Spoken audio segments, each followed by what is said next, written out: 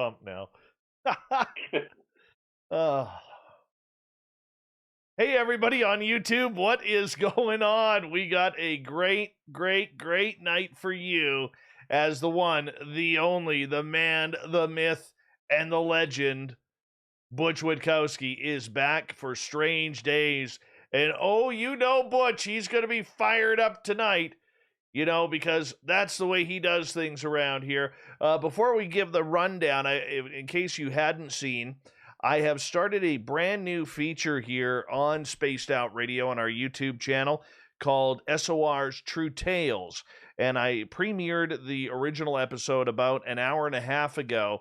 And it's just little stories. And if you have a little story, I want you to contact me at dave@spacedoutradio.com, where I'm going to interview you.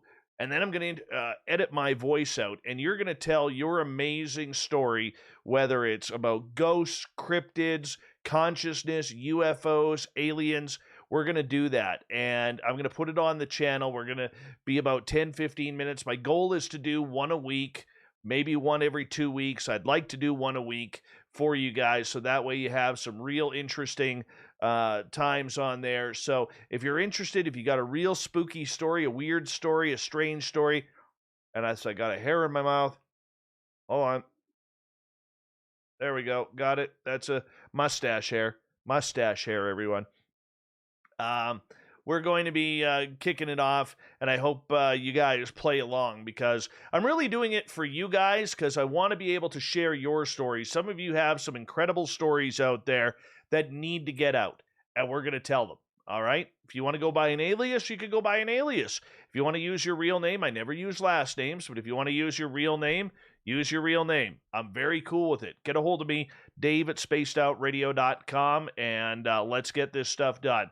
Hello to James Horn in the gold medal position. Mike L. is in silver. Nicola is in bronze. Paul Holland, how's tomorrow looking? Please let me know. Brett Lewis is here, everyone, which means we can officially start the show. She's back. She's been away for a little bit, but now she is back. The gorgeous Steph Dickey. TH, good to see you. Race fan, how you doing, man? Zune, what is going on? Human Carl's here, everyone. Human Carl. Not Alien Carl, Human Carl, one of our favorite veterans who listens to this show. Human Carl, thanks for being a vet. Thank you for everything you've done, man. We love you. All right, Jeff Steve Garvey, good to see you. Gorgeous Renee and the stunning Bat Mom are here. Long Island Bigfoot's here. Hey, James Smith, good to see you. Thanks for joining us. The gorgeous and talented Emily Bigelow is here. Alaska's greatest athlete graces us with her presence. Please take a bow, Emmy. Please take a bow. Dirt Road, good to see you. Paul John Tavares, again. Persevere, thanks for coming on in. Hi, Shiny Ray. I apologize. I have not shaved yet. I am planning on doing that for you, my dear. Okay, so that way you can read my lips. That will work. All right. Nucker and Hungry Burrito, Martin R., good to see you. The lovely and talented Jen is back. Give a wave, Jen. She is signing autographs after the show. Line up to the studio. On the right, she charges $25 for color, $25 also for black and white. Kurt Seltzer, good to see you. Rich Hilke's here, everyone. Thanks for joining us. Dirty Filth is here. Wagon Breath, you're looking lovely tonight. Wagon Breath will be signing autographs to the left of the studio. No eye contact, gentlemen. No eye contact. She doesn't like that. That's in her contract. All right, Boz Monster, how you doing, man? How's your flights been? Let us know. Grandmaster, good to see you. Hi, Ange. You're looking lovely tonight. Aiden, nice to see you back. And Juliana, you're looking stunning as well. Hi, gorgeous Jenny. Thank you for joining us. And the lovely and talented Kira is here. Millennium, good to see you. And as we scroll on down, there's my other wrench, the Princess Denali. She is the official princess of Spaced Out Radio. The gorgeous Jessica McCreary is here. The Jim Christie, everyone. The Jim Christie is here. All right, scrolling on down. Butch Witkowski, how you doing in the chat room? TH, thank you so much for that super chat. Really do appreciate it. It's a great way to support what we do on this show. And thank you so much. Hi, Sandra. Hi, Sandra. Hi, Sandra. Hey, Eric with a K. Nice to see you. Bigfoot Rob, nice to have you back. Thanks for the chats earlier on text this morning, Rob. Appreciate that. Michael Lestuca, good to see you, my friend. Super Ron and Project Blue Book are here. Cherry Pepsi Mike, what's going on? Hey, Murray F., thanks for joining us. Richard Elmore, appreciate you coming back. Hey, Kevin, I'm going to run out of time. J1 and Jurassic Joey, thank you for joining us. My goodness, there's a lot of people in here already. I'm going to have to put a pause on that. Hey, Mondak Jose, how are you? And if I missed anyone, I will say hello in the chat. Make sure you give us a thumbs up, thumbs down, thumbs sideways. If you're new, hit that subscribe button. Butch Witkowski starts right now.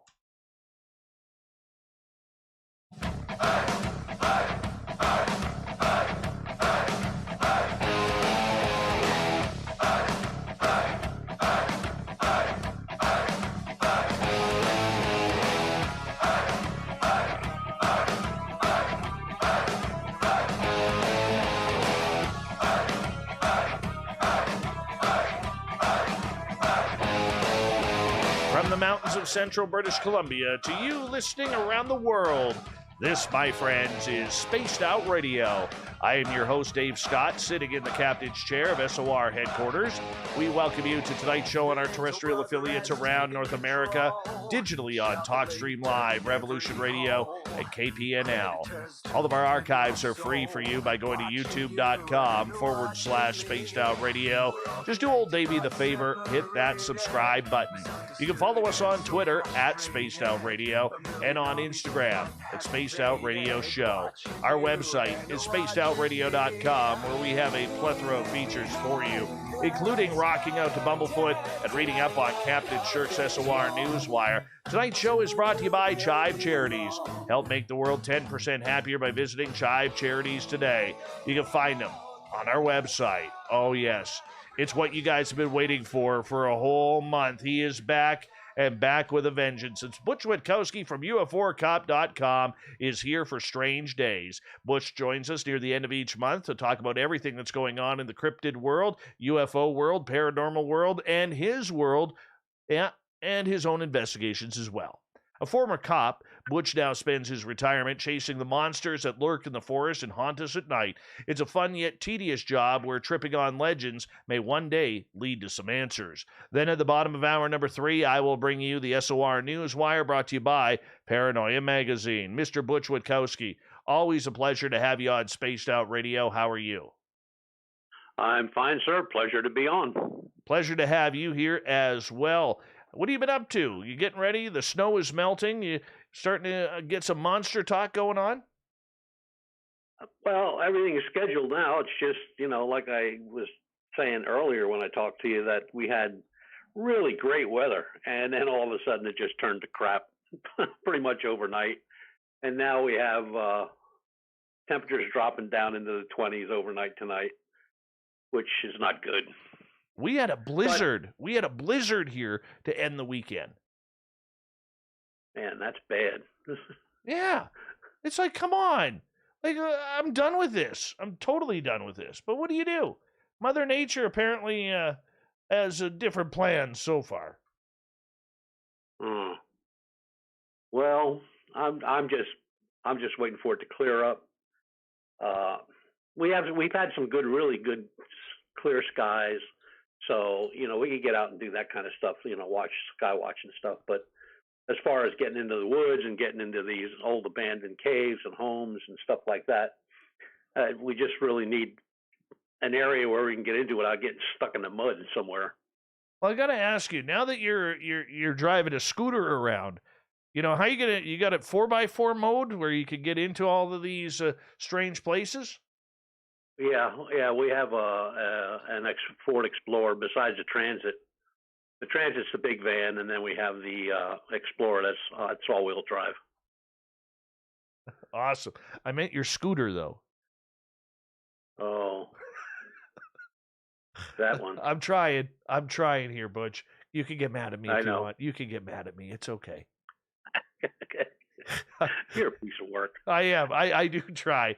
Part of my job is to fire you up because, I got to admit, when you get a little cranky here, you produce some of the best radio that I think is out there in this field. It's honest. It's very to the point. and it's very direct at what's right and what's wrong with this field. We're going to get into something like that a little bit later on in the show. But for you, Butch, we always have new audience members tuning in for the first time and learning about you. Why did you decide that after you retired from your jobs, you've had a couple of long careers, one in law enforcement, one in the private sector? Why did you decide that monsters were the way you wanted to spend your retirement? Well, it was just a bug that bit me, back in the late '80s with a sighting, and over time I got to meet some real good researchers. Some of them was passed away by now or have passed away, but it was really neat, like talking to one of the gentlemen that was at Holloman Air Force Base when the alleged president met with the UFO people on the tarmac. I mean, just to hear him and talk to him. As a matter of fact, twice. I actually met him in Washington D.C. at a conference, and then I was doing a conference out in Kansas City, Lawrence, Kansas, and he showed up out there.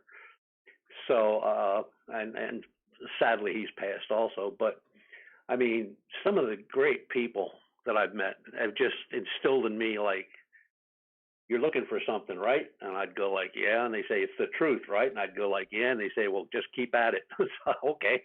So that's the way it's been. I mean, it's just one of those things where it's not even, it's a quest. I mean, it's like looking for the Holy Grail. I mean, there's a lot of good information out there.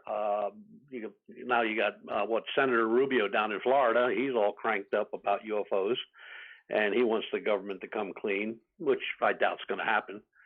But more and more people are finally coming to the realization that there are things up there that we do not know about. I mean, they are not ours. They're not some other countries. They're not even probably from this universe or whatever, but they're there. They've been there for a long, long time. They do answer a lot of questions with the type of things that have been seen and photographed and videoed and everything else. So it's really just been, ready to rock and roll.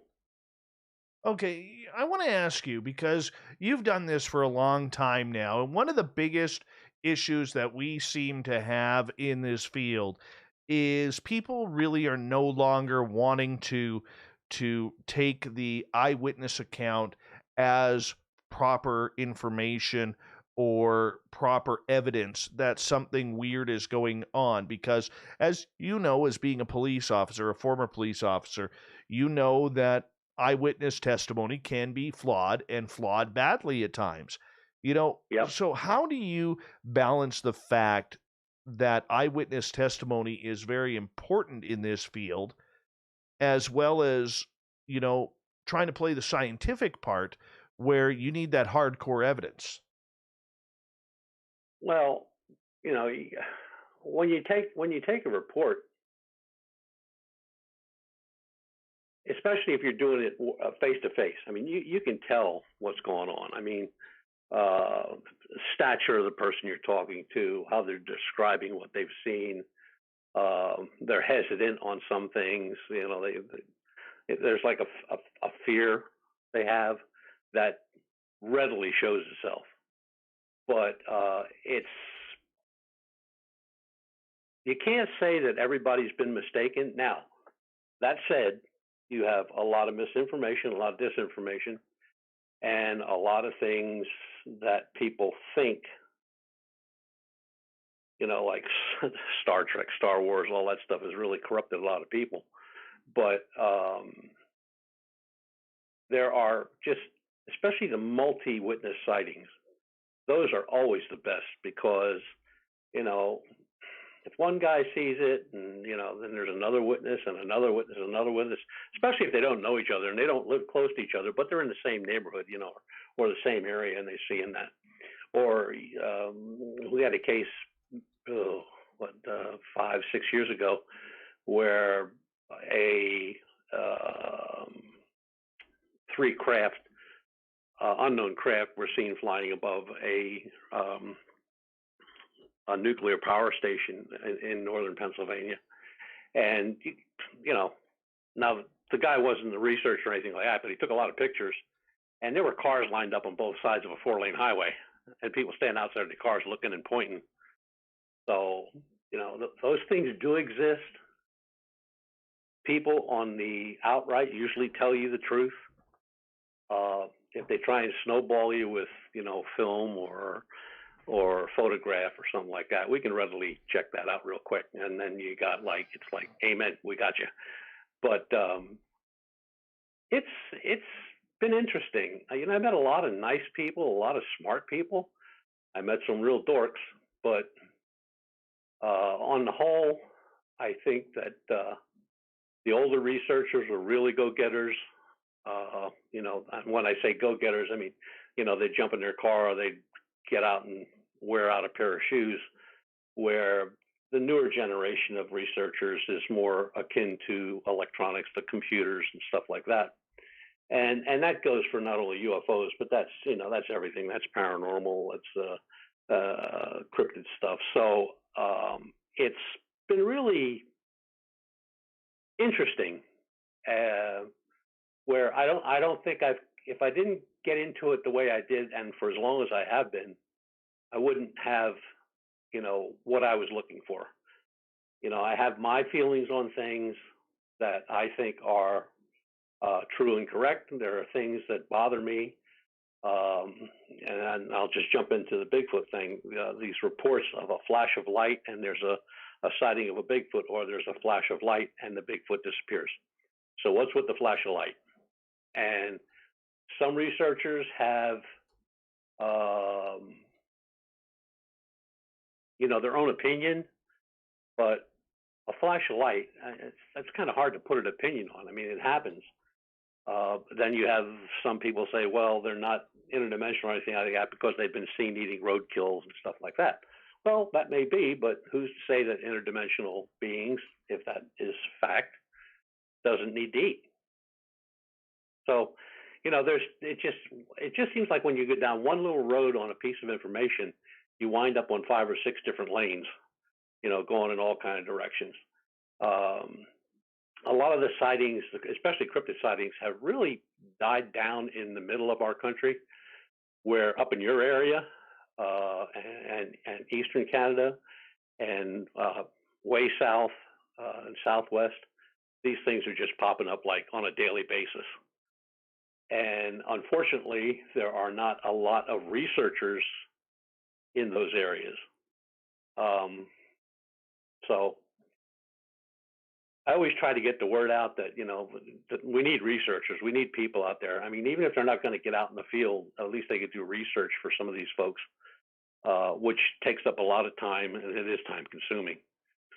But I don't know. The bug bit me and it stayed, Dave. It just didn't go away. It's just, I'm just as cranked today looking for this stuff as I was 35 years ago. I know it's hard work because, look, it's tedious out there.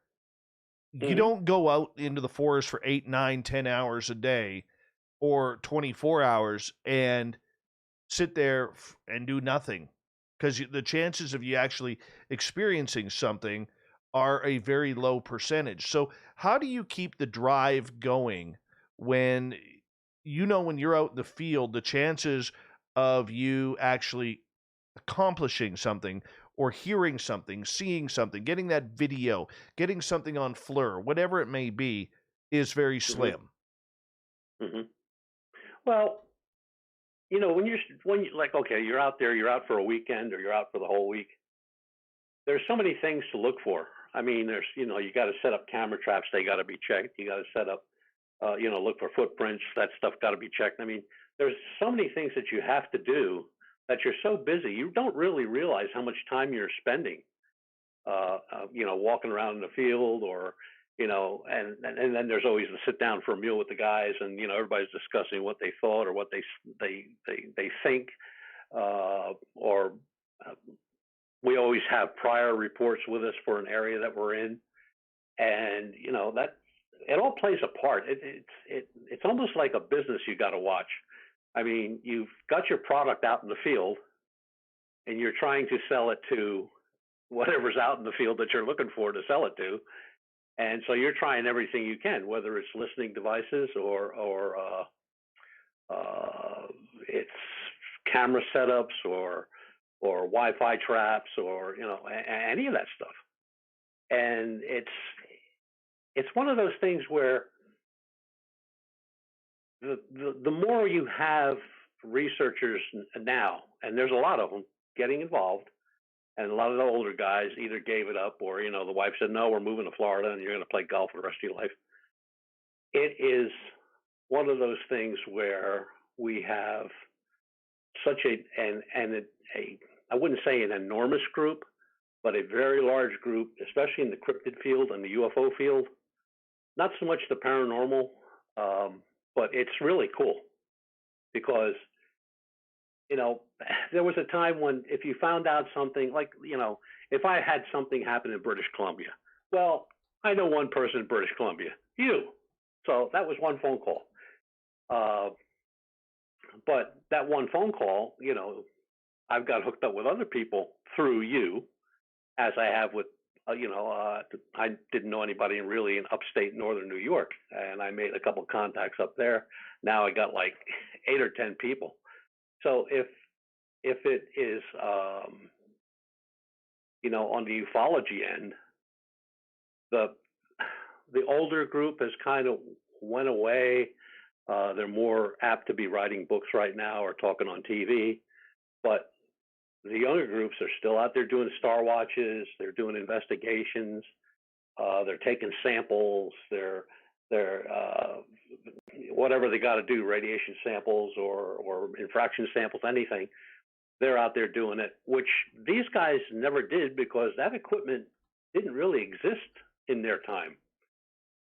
So they're kind of like, it's like a night and day when you're talking about researchers, when you're talking about the guys that were out there then, back, what I'm saying then, 20 years ago, as opposed to the guys that are out there now that are really savvy.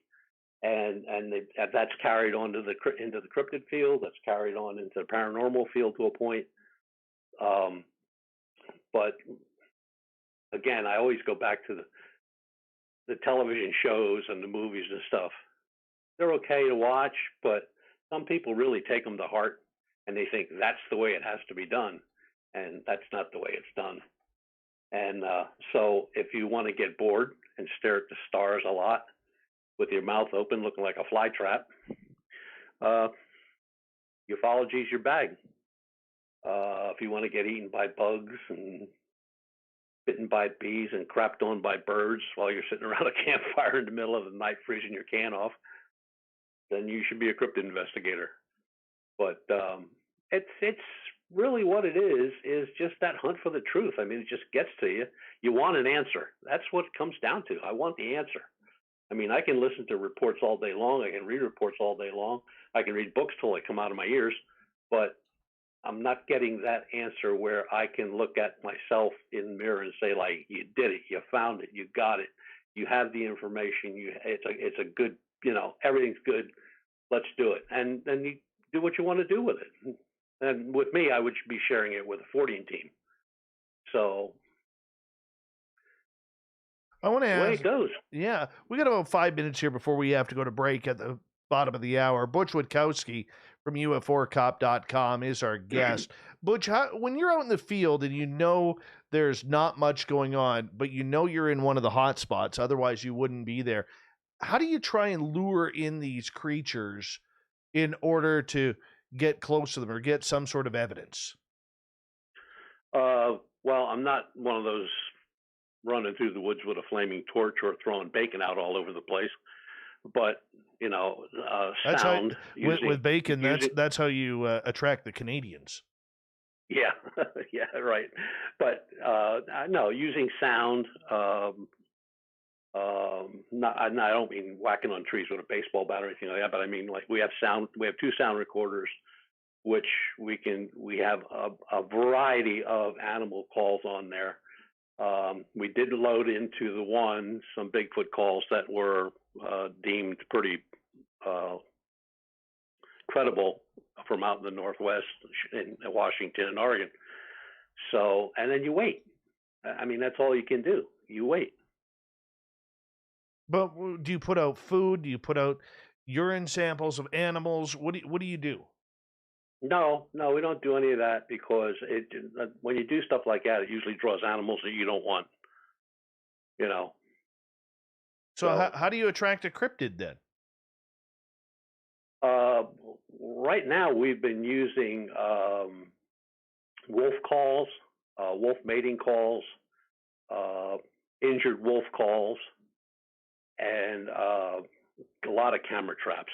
A lot of camera traps because you don't set up your whole command center, whatever you want to call it, where everybody's at, anywhere near where you're putting the cameras. So the cameras may be a quarter of a mile or half a mile away in any directions, and then you have your tripwires out.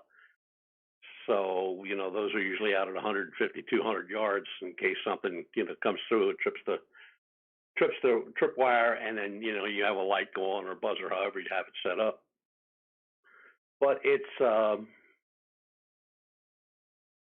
tedious, I will say that, and sometimes it's boring, and sometimes I've been talking to guys that have actually fallen asleep while I've talking to them.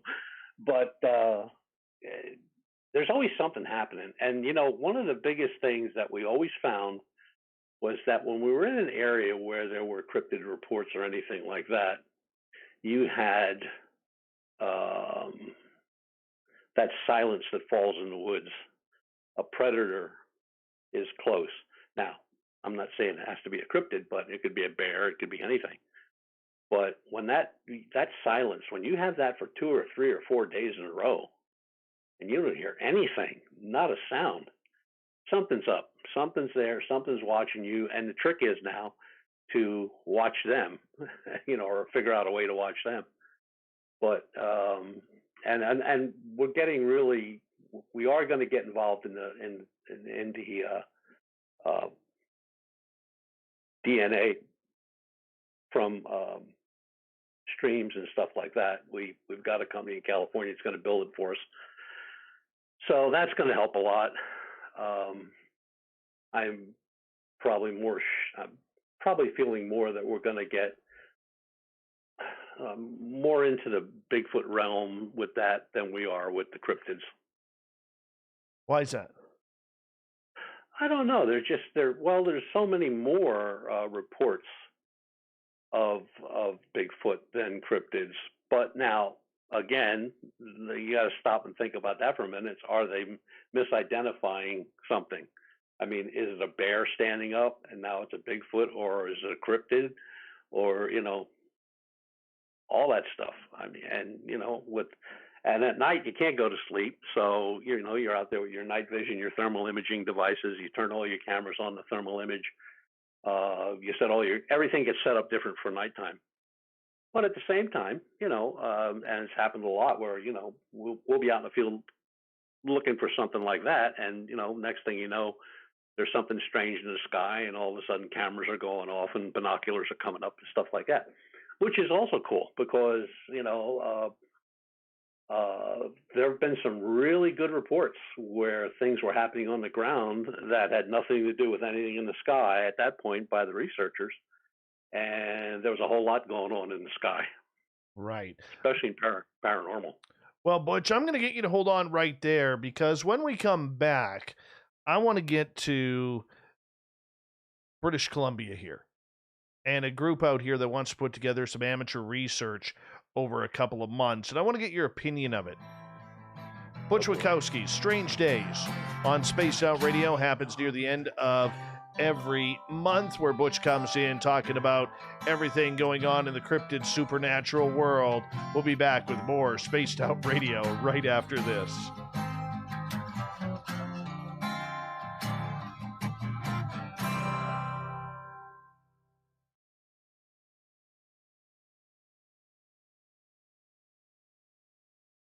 Cherry Pepsi, Mike, I read that right on my extra and you made me laugh.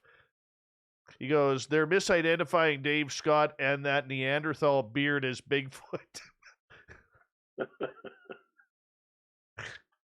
Oh, God, that's awesome. That is awesome. Oh, man. Man, we got 119 people in the first half hour. Pretty cool.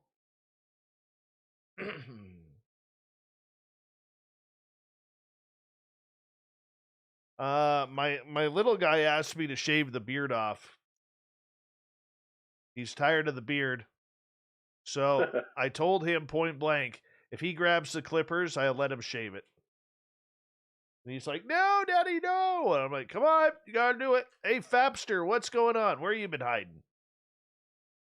Where have you been hiding? Hey, Butch, have you been watching this pissing contest between Travis Walton and Mike Rogers on Facebook? A little bit. Holy A cow. bit. They've dropped the gloves. Yeah. But that happens a lot. It really does. It's usually between guys that write books on the same subject.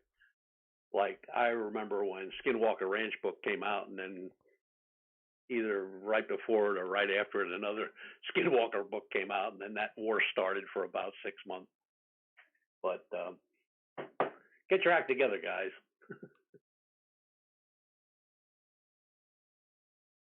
One second.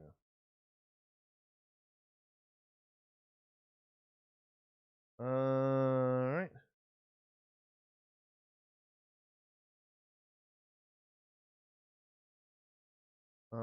Hey, Magnus, what's going on? Bombshell Bomber, nice to see you. Let's see here. Hey, Gil, just so you know, comments like that are not going to make it through. They are not going to make it through. Be nice, Gil. Put the Aqua Velva back up on the medicine cabinet, top shelf. You've had enough. All right?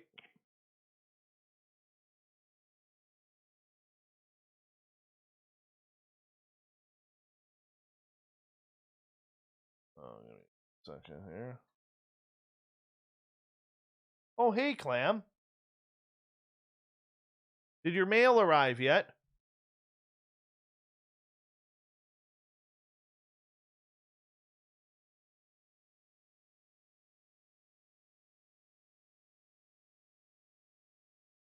Oh, we got about just over 2 minutes here. Okay. Mm-hmm. High rooted in gorgeous sacredness.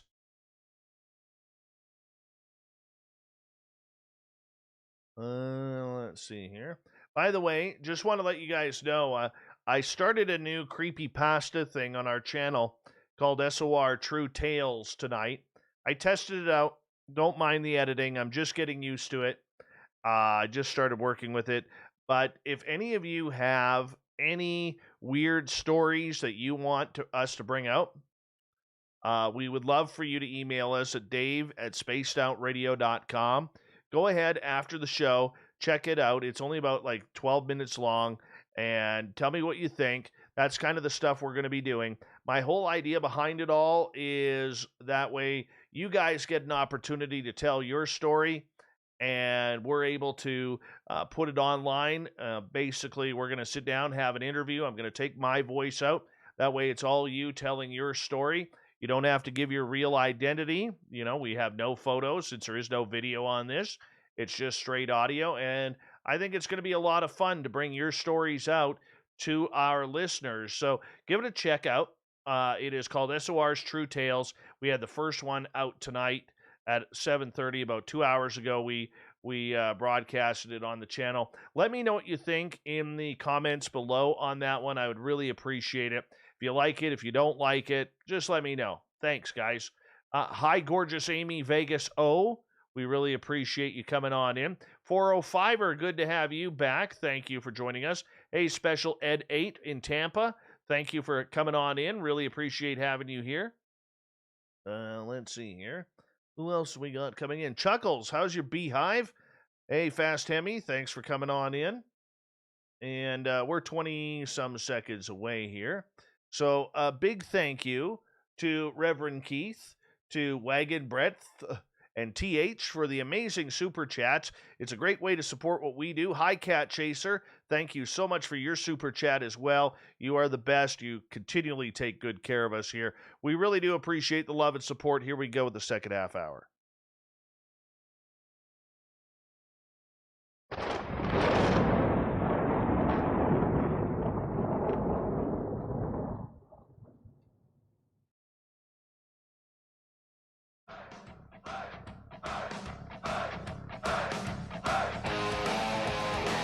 Second half hour of Spaced Out Radio is underway tonight.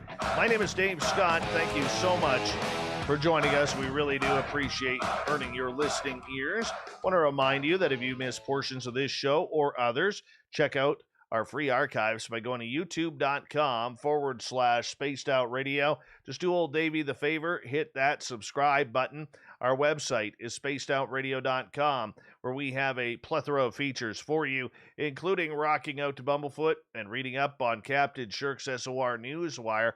Follow us on Twitter at Spaced Out Radio and on Instagram at Spaced Out Radio Show. We continue on tonight with Butch Witkowski's Strange Days, Butch's website, UFOcop.com, as we're going to get into looking for Bigfoot, Sasquatch here in British Columbia, where there's a group of 30 potential amateur scientists going to take a run at trying to find Bigfoot. It's a great idea, Butch. It really is. One of the issues that I have with it, though, and I mentioned this the other night on our SOR roundtable, is the organizer is someone, and not to shoot him down or his idea down, that's not what we do around here, but one of the things that sticks out for me about it is his definition is that Bigfoot's a monkey in North America. It's a North American monkey. What's your opinion on that? This guy needs some serious help. Look, first of all, who would take 30 amateur researchers of any type out into the field,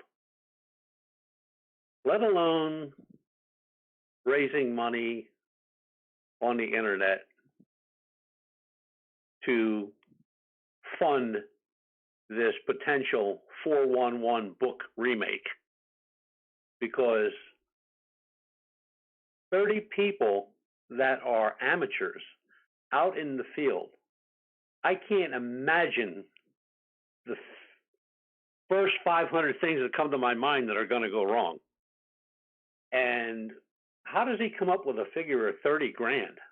Where are these people getting all these equipment if they're equipment needed if they're amateurs?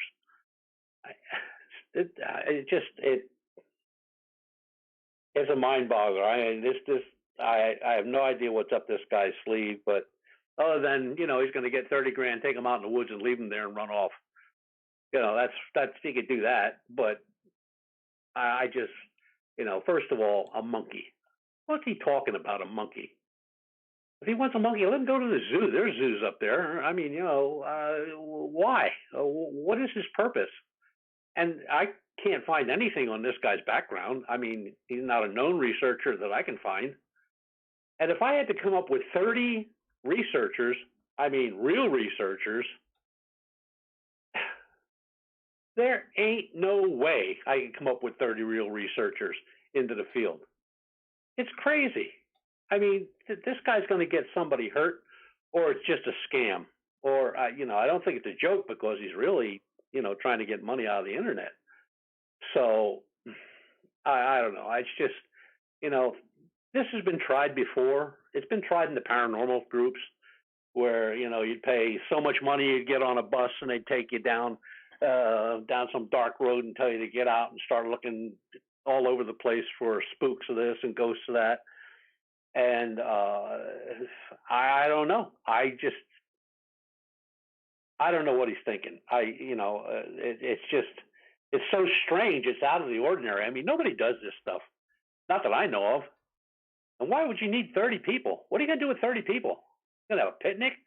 Who's paying? Who's cooking for these people? Who's going to put them up? I mean, I don't get any of it. I mean, it's just nuts. And, you have this crazy idea of 30 people running around the woods, not knowing what they're doing or where they're coming from. How's he going to watch 30 people? There ain't no way he can watch 30 people. I can't watch 15 people at a family dinner. And this guy's going to watch 30 researchers in the woods? And where are all these reports that he's going to have to produce to get these people to go out in the woods? What's he going to make them up? That's crazy. And, you know, I just don't get it. I just really, really don't get it. $30,000. And I'll tell you one thing. People will donate to it. You mark my word, people are going to donate to that cause. And then we'll see. But I just hope nobody gets hurt or nobody really gets too involved with this, because it's crazy.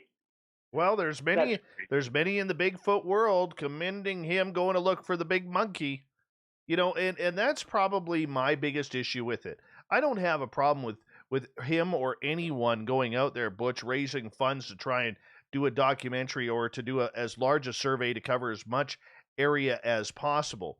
What I don't like about it is, you know, when we have researchers like this out in the field who are conducting opinion, they're not conducting science, they're conducting opinion. And when you conduct opinion, the only one you're going to make a fool of is yourself. Yep. Yeah. Well, it's just mind-boggling, because I mean, how did this guy think this crap up?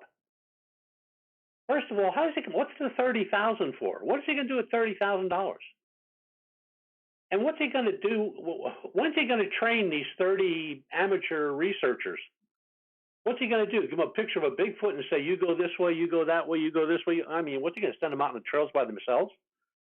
It just seems like a really bad, a bad situation, a bad scam. I don't know. And I can't find anything on this guy. Nobody knows him. I asked a couple people tonight that are in the know, and they are real Bigfoot researchers, and been doing it for many, many years. And they said, I've never heard of him. Well, and, apparently you know, he is new on the scene. Oh yeah, he must be real new. And had an encounter a couple of years ago, and that's kind of what got him started. And I know that I know from a couple people out in British Columbia here, he is you know when you get the second coming of Christ in these fields, this is what he's looked at in the BC area. So he's a legend in his own mind. Could be.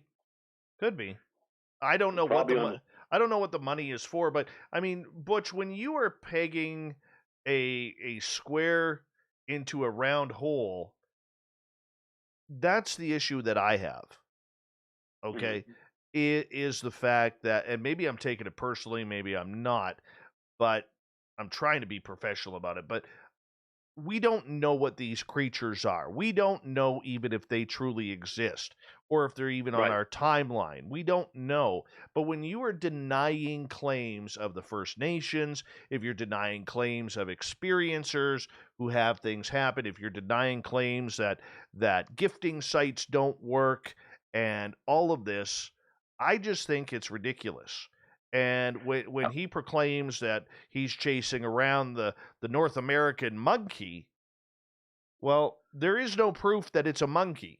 No proof whatsoever. No. The prints that have been found are not ape by any means, way, shape, or form. The descriptions of people that had sightings, nothing comes up monkey or ape or anything like that. Now, the skunk ape in Florida is a different story. That is small. They have a lot of pictures, a lot of video, and they do think that it was escaped from one of the circus camps that go down there, for their off season. Now, I just cannot believe that anybody would, on this guy's non-background, And he doesn't explain what he wants them to do or what he needs the money for. I mean, if it's something local in his area, you know, why can't everybody just meet him somewhere in a parking lot? 30 grand's a lot of money. And does he have all the equipment he needs? Well, I think that's in the video that I saw. That's what they're looking for, is to buy the gear that is necessary. Well, for 30 grand, he's not going to be buying a lot of gear, because one of our night vision devices, or one of our thermal image cameras, was almost 10 grand. So, what's he going to do? Get on eBay and start bidding on stuff? If a good sound recorder costs you $500 or $600, and not to mention all the other myriads of equipment you need, I just think the whole thing is just like, I hope these people are going to be aware of what's going on. And how's he coming up with 30 amateur Bigfoot researchers? How?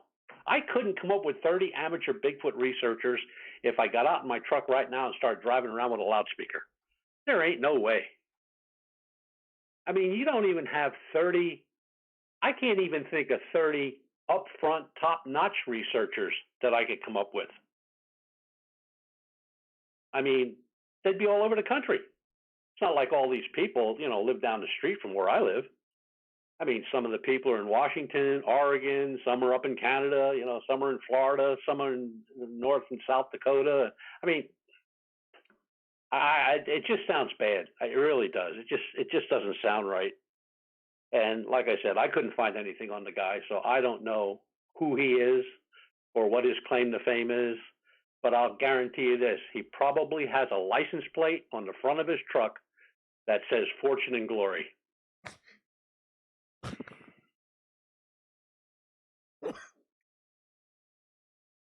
Wow, that one choked me up. I'm not going to lie. That one choked me up. I want to ask you, in regards to this, we do need amateur scientists in the field, Butch. We do. Yes, That's sure. the way we move it forward. Right. But I mean, you and I have talked ad nauseum on this show about the idea of that if you're going to be an amateur scientist, you need to be able to understand how science somewhat works. And that's part of the issue that I think we have, is a lot of these guys think you got to go to Cabela's, grab yourself a bunch of actual gear, like camouflage gear. Some may use ghillie suits. We've seen that before. But Yeah, they get shot. but I mean, a lot of people feel that that's what you need to do. You need to go get a bunch of survival gear from Cabela's or places like that. And you need to, stock up on water, have a good tent, and, maybe shave with a knife, a la, the crocodile hunter back in the day. And I don't know. I mean, I don't know what else you do. I mean, because the majority of the people in this field, as you know, they haven't done anything scientific since high school. Yeah. Well, I mean, they'd be awful disappointed if they come into one of our camps, because all they're going to see is blue jeans, sweatshirts, T-shirts, sneakers, an occasional gun on a hip, but that's about it. Coffee that's probably 2 days old, and, take the paint off your car if you'd spill it on there. It's just, but the thing is, they know what they're doing. They know what to look for. People walk through broken branches all the time in the woods, and you have wind knock down limbs and stuff like that. But when you find limbs that are intertwined, or there's no way they could have felt like that on their own, or you had this little hut over in the corner behind some rocks or something like that. That's where all my guys would be in there taking all kinds of samples. But I don't get this whole thing. I mean, I can't wrap my head around this deal. I mean, it just doesn't make any sense. And 30 grand, if he's thinking he's going to buy top-notch equipment for 30 grand, he's out of his mind. Well, it is a start, and let's also remember that there's a lot of people out there who are budgeted. I couldn't afford it, you know. And Okay, so all right. So now look, let's say he spends 30 grand in equipment, right? Is every one of these 30 people going to get a piece of equipment? I doubt it. I doubt anybody shows up with a Boy Scout knife. It's just crazy. I've seen this happen in the paranormal years ago.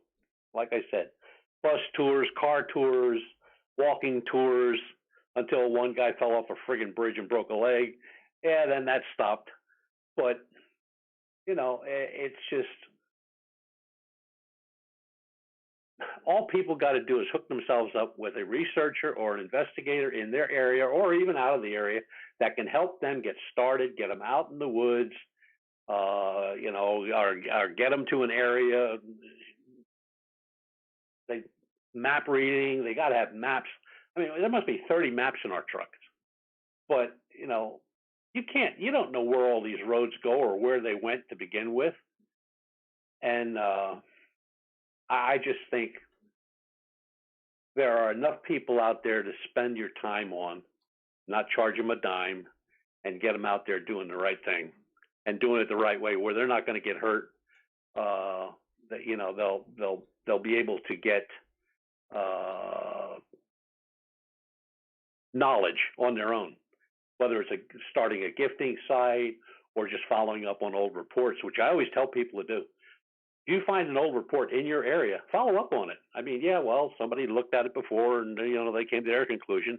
Now you go out and look at it. You read it. You go out and look at it. See what you come up with. See if you come up with the same thing. You may come up with something totally different, put you on another path.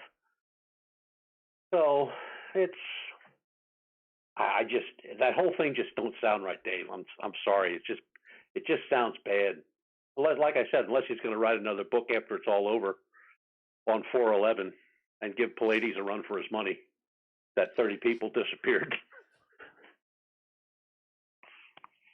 How do you not do it, though? I mean, if you have 30 people going on an expedition trying to find this creature, I mean, that's not something that happens every day, and they're going into the bush for, I believe, a month or 2 months or something like that in order to do it. I just don't think it's going to happen. I know what it takes to just take 5 guys out in the field for a week. I mean, just think of the needs that you have. You need water, you need food, you need tents, you need canopies, you need setup areas for computers. I mean, there's all these things you need. You need toolboxes, you need boxes with wiring and your Wi-Fi setups and all that. I mean, all that stuff is needed. So I just don't see this guy pulling this off, especially for that amount of time. Well, then again, it could turn into another Donner party. They'll run out of food and they'll start eating each other. Oh my goodness. Butch Witkowski's Strange Days continues here on Spaced Out Radio. Butch, if you were putting together an expedition for, let's say, 1 month, how many people would you have to go into an area? And what would you do? How would you set it up? 6, probably 6 at the most. Everybody, 2 to a sector, sector it out, where you are going to maybe be covering a field area, an open field area, or you may be being a mountain area that you're going to watch, or it's just, you don't need that many people because you're not really, other than looking for footprints or trying to get samples, you have all this equipment that does the work for you. And I think that people that want to get involved would want to have some kind of background, even if it's just how to operate the cameras, how to set up the camera traps. And that's not easy because, you got to make them secure. And, it's just, it doesn't take that much. Mm-hmm. Okay, so You say you would want 6 instead of 30. Yeah. Is that for cross contamination? Well, not only that, but they'd be bumping into each other. You'd spend more time looking for people that are lost. Well, One I know the area where they are going, and literally you could drive on 4x4 or ATV straight to Whistler, Blackcomb, and that's a couple hundred, kilometers away. Mm-hmm. I don't know. I just think, I mean, when we bring new people into the group, whether it's the 40 and team or my group, I mean, there's always somebody that's always like assigned to them to watch over them, to teach them, to show them how to use the equipment. It's crazy. I mean, to let somebody out on their own, especially that many people, how would you even, if he's the only real researcher, then how does he take care of 30 people? I mean, we bring one in at a time. I mean, like we have one starting right now in Mississippi, but he's going to be working with another gentleman that we have in Mississippi. They live at either different parts of the state, but the younger guy is going to be hanging out with the older guy to get his feet wet and to figure out what's going on, how it's done, and everything from writing a report to research to actually being out in the field. So it's one of those things where, when you bring somebody in to the group, you really got to take care of them. You just don't turn them loose. That's just going to be trouble. Something's going to go wrong, or very wrong, and you don't want that to happen. And besides, the people that are coming into the group now are younger, smarter.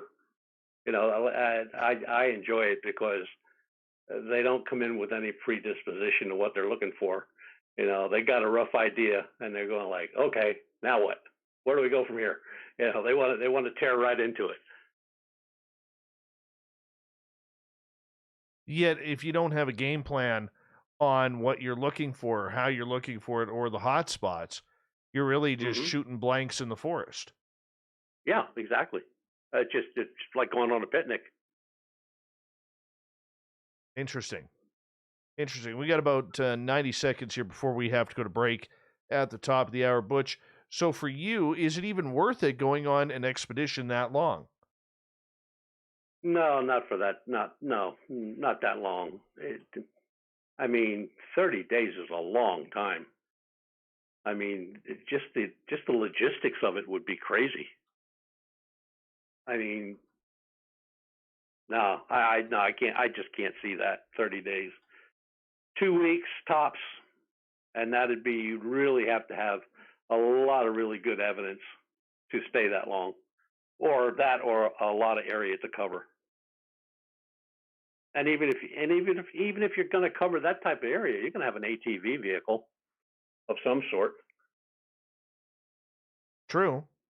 Although, once again, knowing the area where he is going, there's a lot of logging trails that have been cut in there over the years. And the Harrison Mills area, I think they're planning on going pretty hard in that, where there's been a lot of sightings over the decades of this creature going back a few hundred years.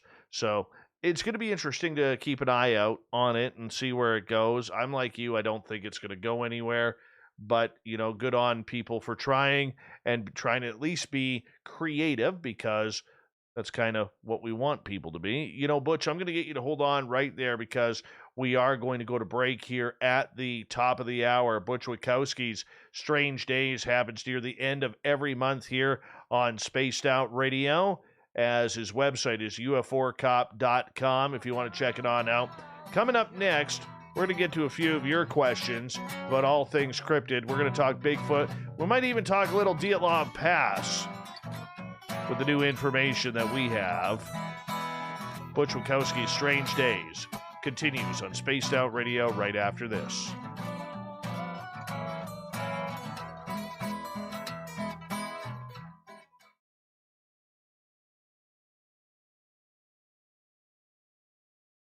Hey, Thurston Howell III. Hi, Antonio. Good to have you back. Thanks for coming on in. Butch, I'm just going to run my dogs out. I'll be right back, okay? Yeah, I'm going to get some iced tea. All right. Ashes around the world. We use 100% natural ingredients with our oils and balms to make your whiskers feel silky smooth. Use promo code SOR2019 at MightyMooseBeard.com today.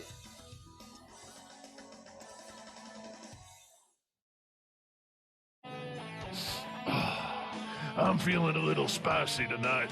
What to do? What to do? Why not get Bumblefuck? 4 million Scoville units of pure hard rock. Bumblefoot hot sauces come in 3 flavors. The burning Bumble.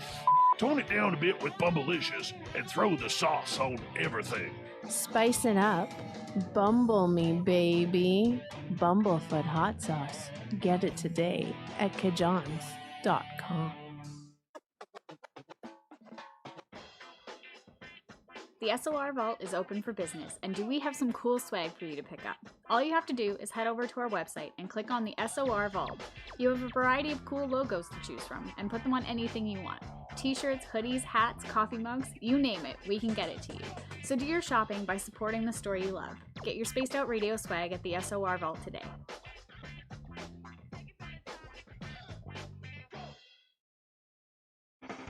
The party is always on at the Moose Vancouver. The Moose Vancouver is where you want to be when visiting Canada's west coast. Open until 2 a.m. nightly, the Moose cranks up the rock while serving some of the best rated food in the city. The menu starts at $6.95. Why party anywhere else in Vancouver when the Moose is right there? Get your horns up and rock with the Moose, the official party bar of Spaced Out Radio. Hi, this is Amber Beckrud, and I want to invite you to subscribe to our YouTube channel where we store all of the SOR show archives for free.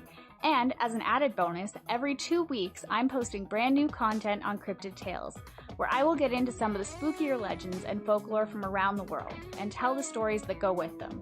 Find us at youtube.com/spacedoutradio and check out Cryptid Tales today. Drop a comment and let me know what you want to hear. See you there. Hello, space travelers. It's me again, Carl. Don't forget to join the Space Travelers Club for just $5 a month and follow Spaced Out Radio on Twitter at Spaced Out Radio. Our Instagram, Dave Scott SOR. Our Facebook page is Spaced Out Radio Show. Our archives are free at youtube.com/Spaced Out Radio. Come woo it up with Spaced Out Radio today. Bye! Hey Space Travelers, this is John Resig, founder of the Chive and Chive Charities. If you know anything about our website, you know we like to do things a little differently. We're not some faceless organization collecting money for a nebulous cause. Our donor dollars go directly toward life-improving items. Then we give those items directly to an underdog who needs it most. To become a donor with Spaced Out Radio's official charity, Chive Charities, just go to chivecharities.org/donate. For the price of 1 cup of coffee a month, you can become an SOR Space Traveler.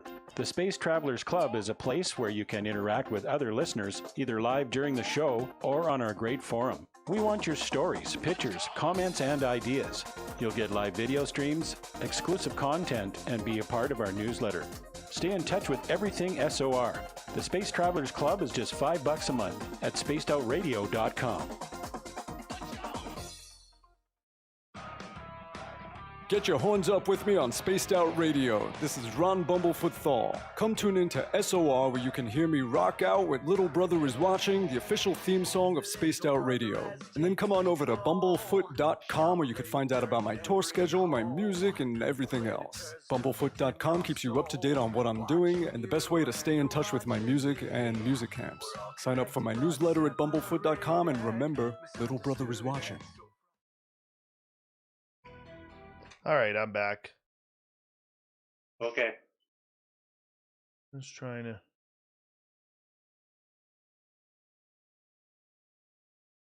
Hey, Cherry Pepsi, I sent you a Twitter DM. Oh, I didn't say Siri. Stop it. You know when you eat dinner and you feel hungry right afterwards? Always. Yeah.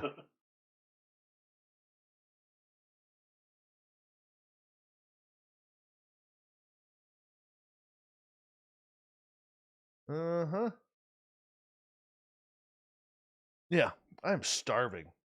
Hey, Jose, thank goodness I got a bunch in reserve here, man. I could, starve myself for about 4 years.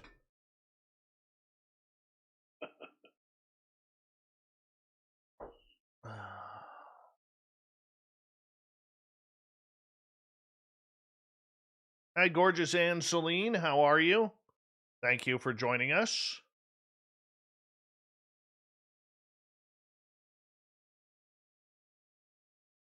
Mm-hmm.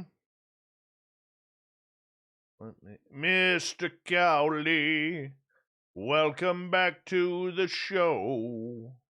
Oh, Mr. Cowley loves his spaced out radio. There we go. There, got that in. All right. Bungus, Gil, we know you're ripped up on the Aquavelva right now, so just take it easy. Big thank you to Cat Chaser, to Pastor Reverend Keith, Wagon Breath, and TH for the awesome super chats. Here we go with the second hour of the show. You're listening to Spaced Out Radio with Dave Scott. Follow Dave on Twitter at Spaced Out Radio and on Facebook, Spaced Out Radio Show. Hour number 2 of Spaced Out Radio is now underway. Here we go. Thank you so much for joining us. We really do appreciate earning your listening ears, especially if you're listening in on our terrestrial affiliates around North America, digitally on TalkStream Live, Revolution Radio, and KPNL. All of our archives are free by going to youtube.com/Spaced Out Radio. Just do old Davey the favor. Hit that subscribe button. The Desert Clam has set the password for tonight in the SOR Space Travelers Club. Dentirostral. Dentirostral is your password. Use it wisely, Space Travelers, as the Clam sets the password each and every night right here on Spaced Out Radio. Our website is spacedoutradio.com, where we have a plethora of features for you, including rocking out to Bumblefoot and reading up on Captain Shirk's SOR Newswire. Follow us on Twitter at Spaced Out Radio and on Instagram at Spaced Out Radio Show. We continue on with Strange Days. Butch Witkowski from UFOcop.com is here tonight, hanging out, talking all things cryptid and weird. So check it on out, UFOcop.com, if you have any really cool sightings you want to check on out. Butch, welcome back. Good. Questions? They're building. They are building. And while they are building for you, I want to ask you right off the bat here in regards to the bipedal canines. Anything new on that front? There was one report that I got Tuesday of last week. Now, the gentleman is sending a drawing of what he saw, plus he said a pretty cockamamie photograph that he squeezed off on his cell phone. So I'm just waiting for that. Now, he lives in, Arizona. I can't think of the name of the town. Gila Bend, and was out with the family on a camping trip. He said near a national park, but I don't know which national park yet. So just waiting for that information. But they'll start coming in soon because it's about that time of year when we'll start getting them. Okay, so do they light up now that we're entering spring? And when is there a season for it, I guess is what I'm asking. Yeah, pretty much starts around April, May, and it'll go through to October, November, and then it'll settle down. Interesting. Okay. In regards to this creature that people are seeing, how long has this been going on now? Is this a relatively new creature, or is this something that goes back decades or hundreds of years? Oh, it goes way back. We found a report from 1868 in Erie, Pennsylvania. It was a guy on a farm. He saw something tearing up at his flock, and he took a shot at it, and he went into town and described it to the constable. And that description that he gave the constable in the newspaper is exactly what we get now. No difference. Same size, same color, same look, same build, the glowing yellow eyes, the whole bit. So I think they've been around for a long time. And, you know, I never back away from what the indigenous come up with. And, you know, the indigenous, when we contacted them, and they were very nice, very helpful. They think it could be a watcher or a guardian, watching grave sites, battle sites, because at one time Pennsylvania was all Indians. They were all at war with each other. So we got lots of burial mounds. All right. Is there a difference between the way you investigate Bigfoot comparatively to the way you are looking for Dogman or this bipedal canine? No, they're pretty close in how we do it. I mean, camera traps, thermal imaging, you know, it's just one of those things where, you know, there's not a whole lot of difference between the two. I mean, they're both there and then they're not there. Some leave tracks and some don't leave tracks. So I would say that we're pretty close on how we do it with both. This time out, we're going to be using a drone. We got a drone, so and that's thermal imaging, and we're going to give that a shot, especially for the clear areas. Not so much over the wooded areas, but the big fields where they're seen. Especially, we have one up in Clearfield County where a gentleman, older gentleman, lives on the road below the mountain. Has seen something running through the woods, very tall, very black, very wolf-looking, right along the edge of the wooded area, and then there's a field below that wooded area.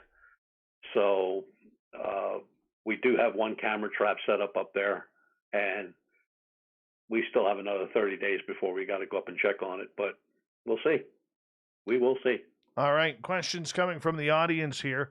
Kira is asking, Butch, have you ever captured video or photos with red orbs? And have you heard the First Nations legend of that being the energy they put out? Yeah, I got some great pictures of red orbs right up here in Pennsylvania, right up just east of Erie. At a college, a gentleman and his brother had come to visit for the weekend. They were standing out on a little alcove area where they to smoke, and right outside of his sliding doors that leads out to this little makeshift patio type thing. And they saw it coming, and as luck would have it, thank God, his camera was right inside the door. He grabbed the shot, and it's a perfect shot, and it's probably the best photo I've seen of a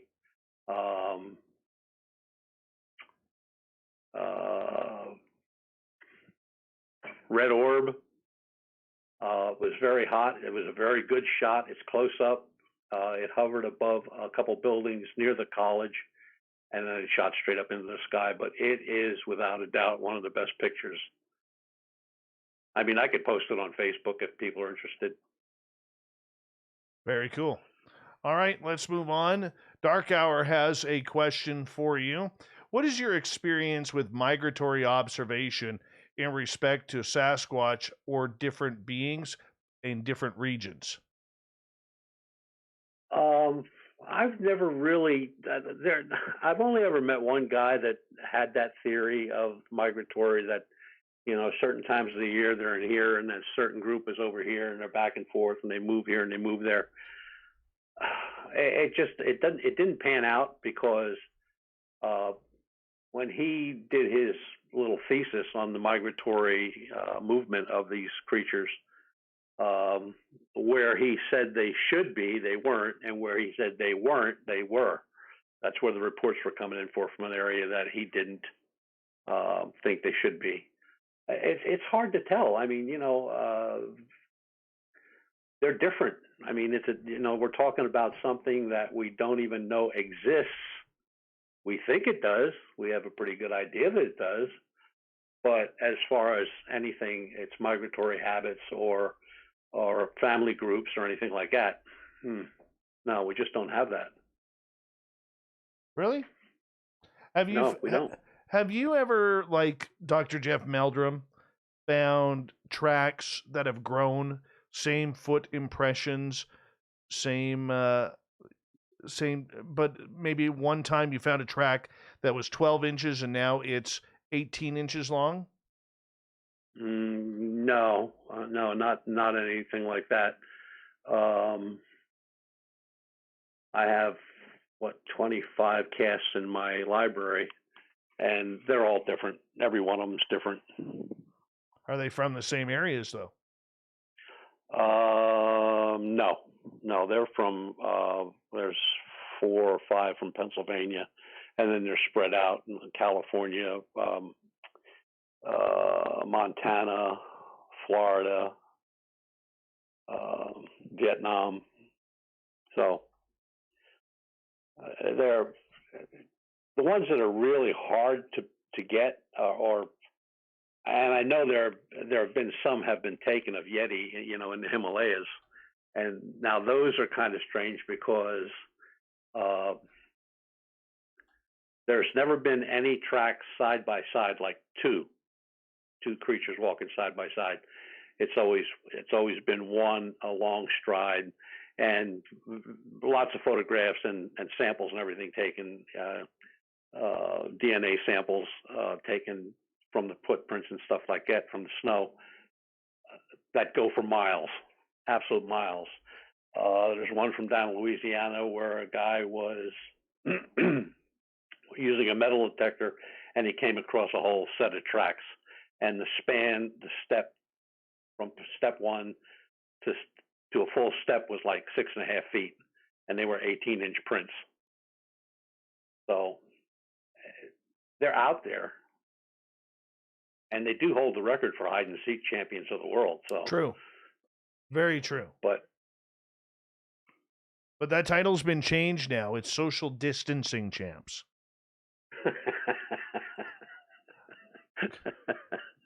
Okay. Question coming from our good listener TH in Europe, who is asking, Butch, have you heard any new reports about cattle mutilations? Yes, as a matter of fact, there has been one that was just reported. Let's see, today is Tuesday, so it would have been Wednesday evening. That was in Wyoming on a cattle ranch where a calf was found mutilated. And the police actually did take the investigation, so. Really? Uh-huh. How do police handle that type of investigation? I don't know how they do that. I mean, you can have a necropsy done, but that's going to be done by a veterinarian. It's not going to be done by, your local coroner. But, and there's things that we would do at a site like that, like, check for radiation, check for electromagnetic fields, et cetera, that I'm sure the police wouldn't do that. But, hey, as long as they got pictures and everything else, it works for me. All right, another question about Sasquatch coming from Dark Hour. Is there a formal nomenclature associated with Sasquatch? No, not that I know. No. All reports are different. Size, location, out in the open. I mean, it runs the whole gamut. I mean, gotten everything other than one going to a local 7-Eleven for a Slurpee. Why do you, or let me rephrase the question then. Have you noticed any type of patterns regarding this creature? The only pattern that we've ever came up with that we've discussed with other groups, other researchers, is that they like heavily wooded areas with a lot of dead trees in, not new growth, old growth. A water supply is always close by, a creek or a little stream.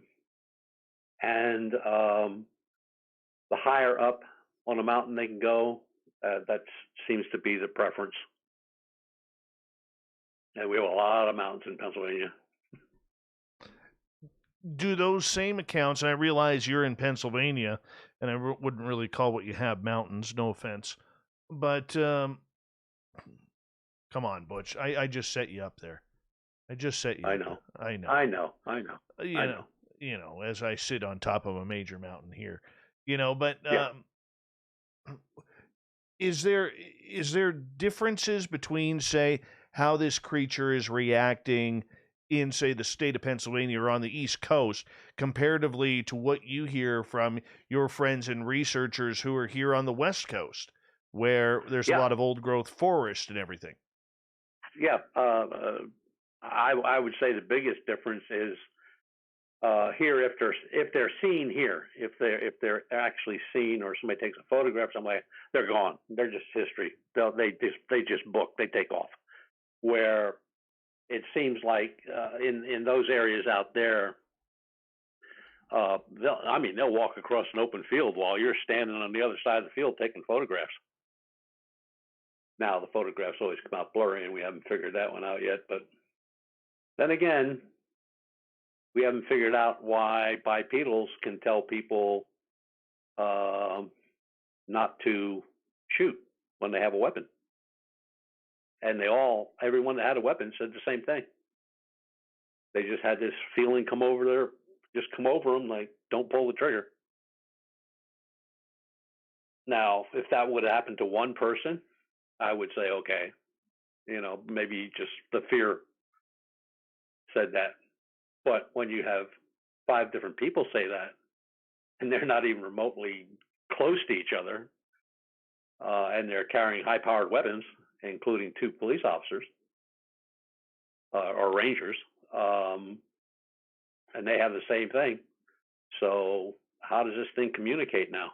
Is there any type of communication? What do you mean by communication?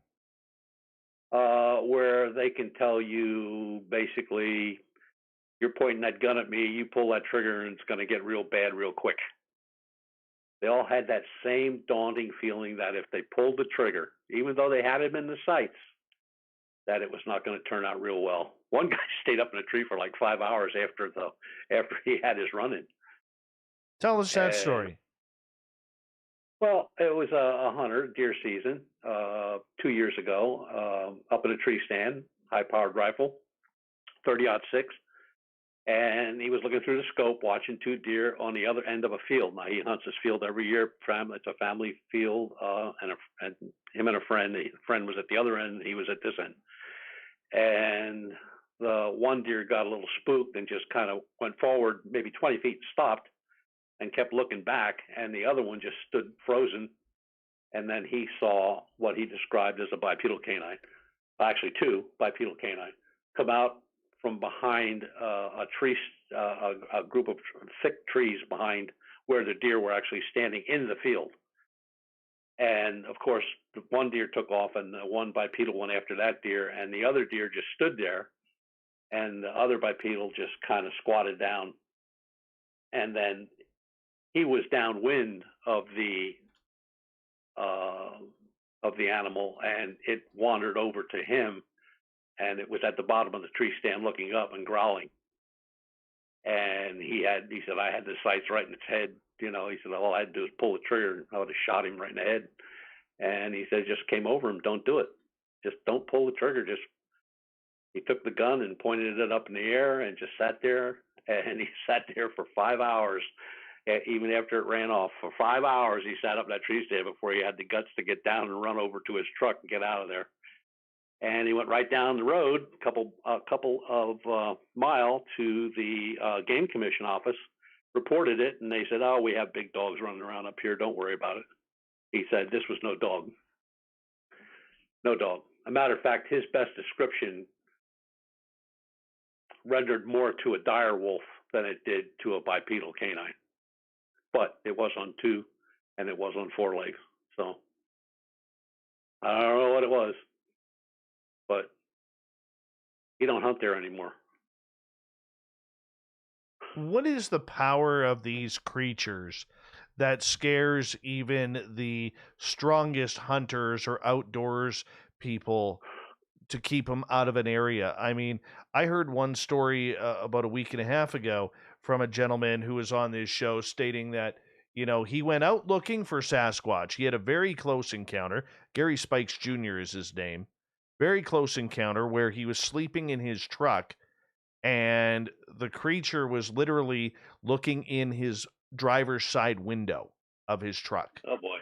And he said that, I mean, this is a guy who did, 8 years as a U.S. Army Ranger, tough as nails, been to war, been to Afghanistan, Iraq, and he absolutely refuses to go back to that area ever.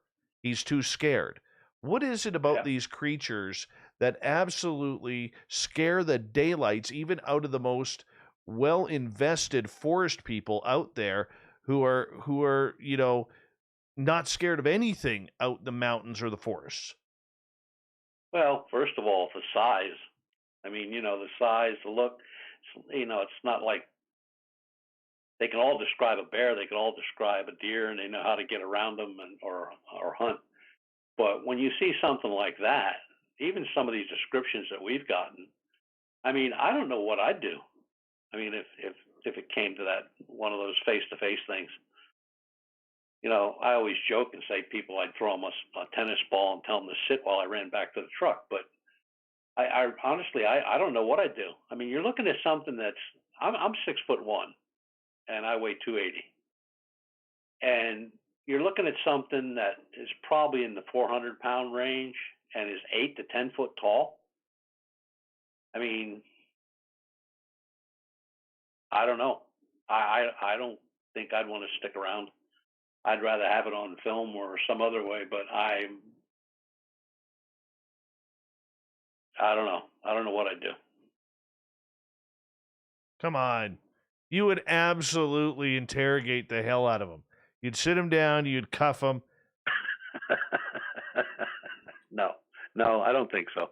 I mean, when we had the forensic artist draw up what it should look like from 7 different reports that we had, and that came back to me. I mean, I sat at my desk and just stared at that for a good hour. What is this? How could this be? How could you not see this thing in the woods? But that's the thing; they are seen in the woods.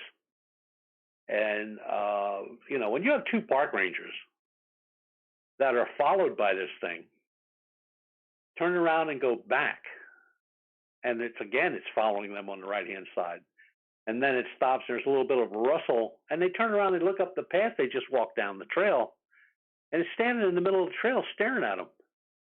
And these guys are both armed. And he said, well, we didn't want to run because we didn't want to chase us. And he said, we didn't want to get into a gun battle with something we didn't know we were going to win. They only had sidearms. And they got back and got in their vehicle. And where they were parked, there's a hill. And at the top of the hill, it was just a dugout that they made for this walking path that they were building. And at the top of the hill, there it stood looking down at them. He said, we never saw it go past us. And he said, the one that was behind us wasn't there anymore. So,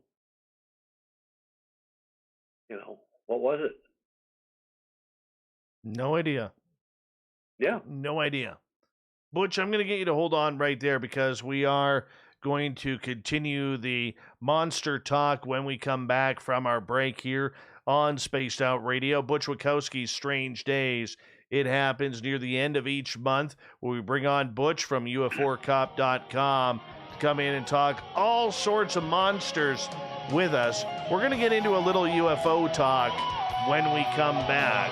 What does Butch think of the latest United States Navy sightings with these drones hovering over their ships?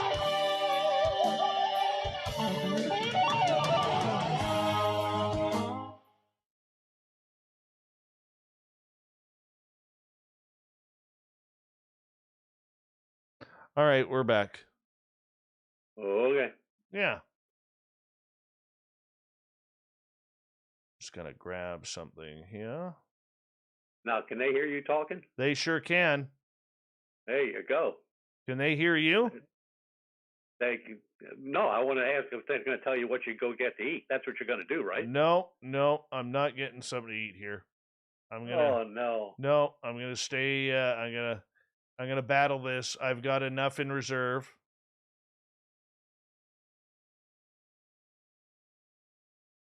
Mm-hmm. No, I've had Chinese tonight, so I'm hungry already. Oh gosh.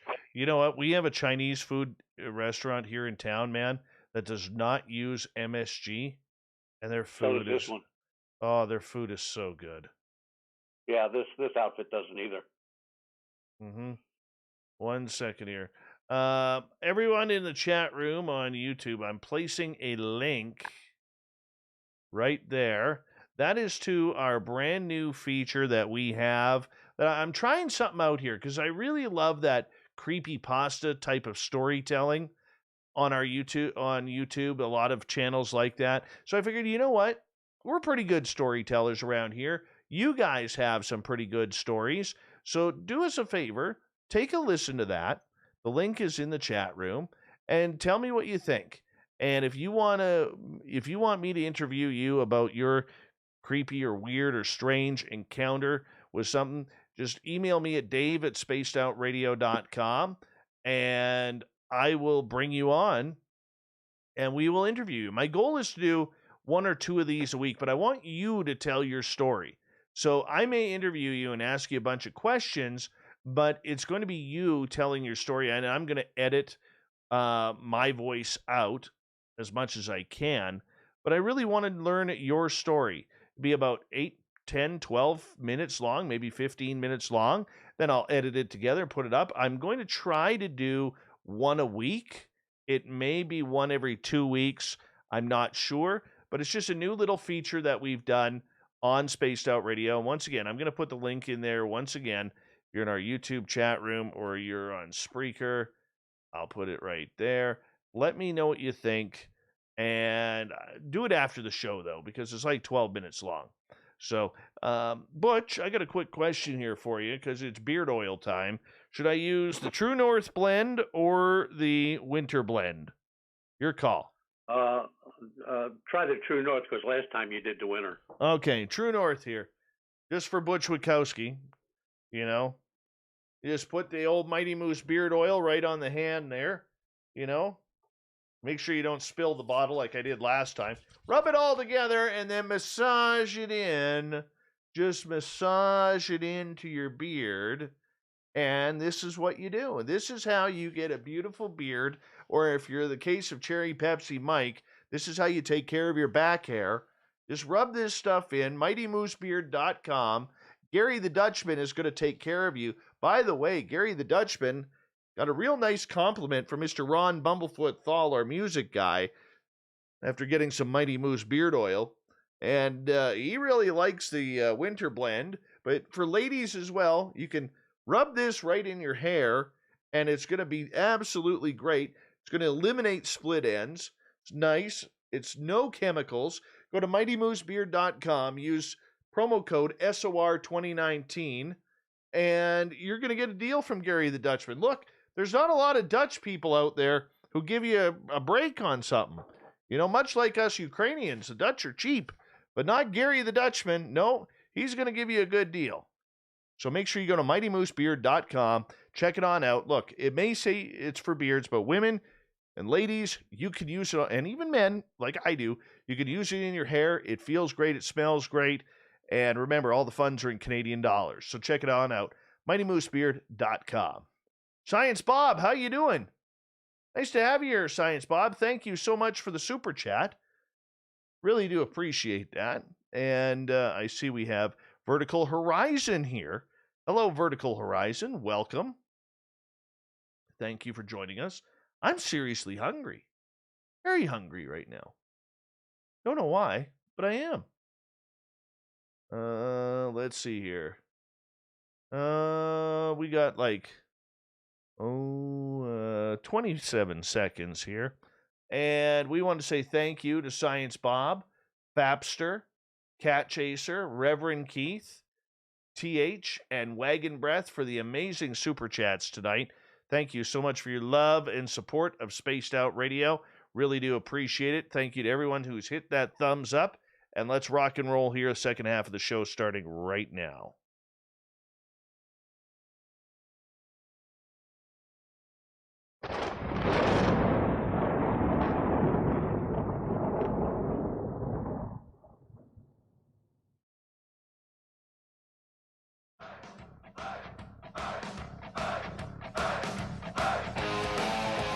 We passed the halfway point of Spaced Out Radio tonight. My name is Dave Scott. Thank you so much for hanging on out with us. We really do appreciate earning your listening ears.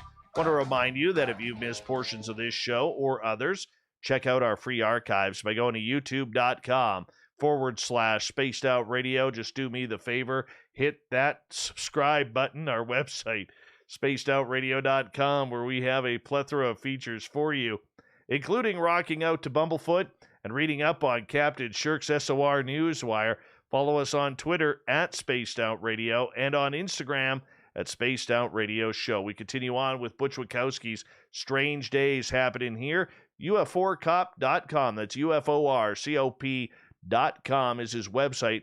Butch, I wanted to get your opinion on the latest that came out last week about the UFOs and the United States Navy. Again, this happened in 2019 where 3 ships from the U.S. Navy were off the coast of California, and for a couple of days, they were buzzed by these drones. Now, politically correct speaking, we're calling them drones, but the description seems awfully familiar to these Tic Tacs that we've heard so much about.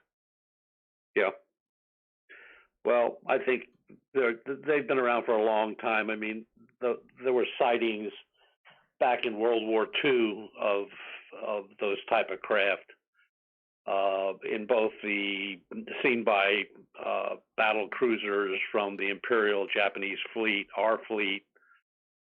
Matter of fact, the Italian fleet actually filed a report with their command center that they thought it was actually a rocket that was fired at them. But there are just, there's so much that they know that they won't tell us. I mean, you got Senator Rubio now pushing it, and he wants them to, well, there's a couple of senators that are pushing for release of the information. The Navy's not going to release anything they don't want to. A lot of people don't realize it, but the CIA, DOD, all those guys are amateurs compared to the U.S. Navy. The Navy is our darkest, deepest, most secretive outfit that we have. It always has been. It's been like that since the start of the Navy. Same thing with the British. The British Navy, that's their secret service. So the things that are coming out, I think there's going to be a lot more coming out. I haven't followed up on it. I got a thing from the Acadamie, the Ufology in France this morning, and they're trying to get some photographs that were taken, I believe, in 2020 near Pensacola, Florida. So it's just one of those things. I mean, you're not seeing any reports from the Army, Marines, or anybody else, but it's the Navy. It's always been the Navy. The Navy started their espionage techniques and their spy techniques back when they had sails on their ships, and they just took it over. I mean, it's just the way it is. I mean, naval, the Secret Service of the Navy, that's it. They're the guys. They're top level. And so the photographs that are going to be coming out of Pensacola are Tic Tacs, exactly what they're described as. So these are not all these things. These Tic Tacs have been seen for a long, long time. I mean, they've got gun cameras on these things. What was it? The Spanish Navy has like a whole fleet of them. Excuse me. And they had them on thermal imaging. So they're there. And again, you know, we pretty much know they're not ours. We don't have anything that resembles or has the aeronautics that they have where they can just disappear, you know, in a matter of a flash. And so I guess we're going to see. We'll see what turns up. I mean, I guess if enough senators complain, they might get a little something out of them, but I don't think they're going to get very much at all. With this sighting on the West Coast, where, you know, there was up to 6 of these drones hovering over the ships, and apparently there was one very close call over one of the, I believe, I don't even remember, USS Kidd, where this one was literally hovering over the bow of this. Mm-hmm. You know, yes. I'm just wondering, I mean, that would be an amazing photograph to have. You imagine the pictures that they must have got off that ship, from regular cameras to iPhones and whatever else from the crew? Oh, yeah. Can you imagine the pics that they have that we'll never see? The ones that they've been taking since 1947 that we're never going to see. Right? Yeah. I mean, they've been reported over war zones in every war that we've ever fought in. They've been reported at sea. They've been reported in the air. They've been reported in space. So I would think the guys that are up in these capsules or space stations, they know what they're looking at. Okay. So you mentioned that you're talking to a friend of yours down in Pensacola. What is he or she allegedly photographed? A Tic Tac. Right off the beach. Quarter of a mile, maybe at 2,500 to 3,000 feet high. Hovered for a little bit and then shot off. But he didn't have a cell phone camera. He had a regular camera. So we'll see. What we got? Wow. I just hope it wasn't one of those throwaway cameras. Oh, God. Remember those disposables? Oh, my God. I ran into a researcher one time in Center County. He had like 20 of those in a backpack. I'm going like, why don't you just buy a camera, a real camera? Oh, these are cheap. I'm going like, yeah, you're right. Hey, they have one hell of a non-zoom lens. Yeah, yeah. Right. And to pay for the film, get the film developed, cost you a fortune. You could go buy yourself a Nikon, for God's sake. Well, you know, we don't want to break the bank on anything like that, but you know, No. I mean, the Tic Tac seems to be the flavor du jour over the last 3 years of what these craft are, and everything from black triangles to disc-shaped saucers to these rods or these cigar shapes. I mean, we're not hearing much out of those right now. Is there a reasoning for that? Well, you know, if you would take a saucer shape that was maneuvering, you know, left to right, back and forth, up and down, it would kind of look like a Tic Tac, depending on what the attitude of the craft was. I mean, that's what it would look like. Now, that Tic Tac thing, that stuck because of the combat pilot that was doing the photographing through the gun sight. But, you know, it's funny that you don't hear of these crafts in certain parts of the world, like Spain. Their rule is shoot them down. Russia, shoot them down. China, shoot them down. So now, whether that's been attempted or whether it was successful, who knows? Because you'll never find out anything from those folks. But and who's to say we never shot anything down? We don't know that. I mean, we had one guy try it and he got blown out of the sky. So it's, I mean, when you look at the speed, they track them on radar at the speed. When you're talking about something going 10,000 miles per hour, we don't have anything that goes 10,000 miles per hour. So I don't know. The ufology, even though the sightings are, you're more apt to see a UFO than you are to see a Bigfoot. On any clear night, you can look up in the sky and you're going to see something that don't look right.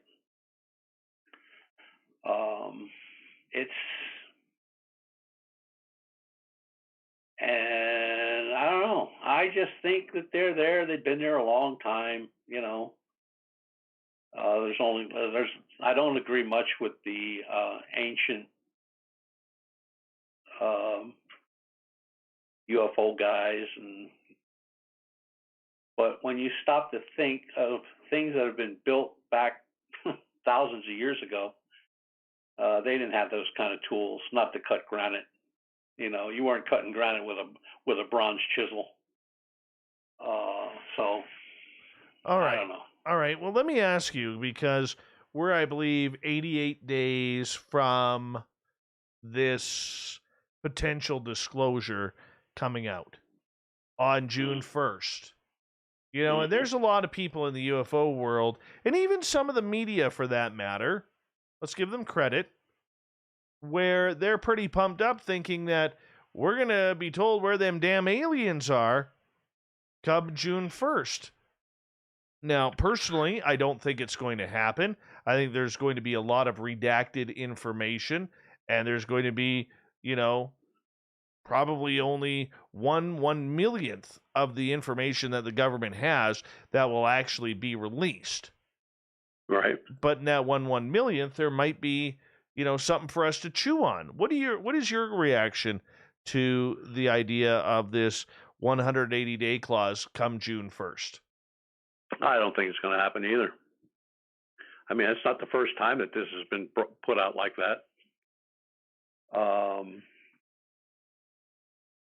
The deal I went to down in Washington, D.C. was for the discernment of UFOs and disclosure. And although all these hotshot senators and congressmen stood up there and said, yeah, we'll take care of it, we'll look into it, never heard another word. That was the end of it right there. They brought in all these UFO guys from all over the country and overseas. And I mean, they gave their stories out, and that's just where it stayed. I think they're just looking at, you know, in the time span that it's going to take, everybody will forget about it. You might have one or two people, but it'll just blow by the wayside as always. What do you think will come out? Will we get anything? Nope. Nope. Mm-mm. I mean, you would think that with Roswell being so many years ago, 74 years ago, they would have said something. Nope, they're sticking by their story. That's it. They're not going to give anybody any information. And you know, it's always that the thing that the answer you always get is, well, it has to do with national security. I look at it like this: if something can fly from point A to point B in a matter of a few seconds, we don't even have anything that could shoot it down. So, you know, I just they're there. We know they're there. There's lots of photographs, lots of video. a lot of eyewitnesses, both military and civilian, and it's what it is. Nobody's going to, they may come up with some cockamamie story of something that's minuscule or doesn't really mean anything, but they're not going to parade one out in front of you. Nor are you ever going to find out about if bodies were recovered. And that's all governments like it. The Russians, you know, they said they what 8-10 crashes over a period of 45 years, and they got bodies and this, that, and the other thing. Yeah, try to get information there. Just don't happen. And when you read the Brookings Institute white paper that they put out, the reason that you're probably never going to know is because they don't think that the public could handle it. I mean, everything would change. Religions would change. Economics would change. Colleges, the way they teach, everything would change. The whole history would change. So it's not something they're going to be too apt to do.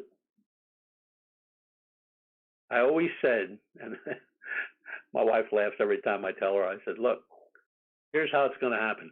One's going to crash in some old farmer's field, and before he does anything, he's going to call a newspaper, and then he's going to call the radio station, then he's going to call the TV people, and the cops will be the last ones to get the call. By the time they come, everybody will have all the information they need. But if it is found by anybody, or if a crash is found by anybody, I just don't see how they'd get away with it. I mean, the government knows everything in the sky. I mean, you can go on the internet and load a program, and you can track airplanes all over this country. Matter of fact, you can track them all over the world. Their end number, where they're coming from, where they're going to, where they're at right now. I'm sure the government can do a lot better than that. When's the last crash that you believe happened on our soil?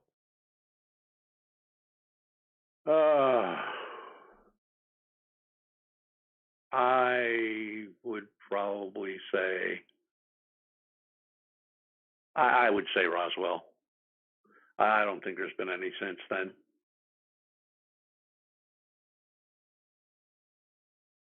You know, what about the Flatwoods Monster or Kecksburg? You're close to Kecksburg. Well, Kecksburg is, yeah, I've been there several times, but the Kecksburg thing is,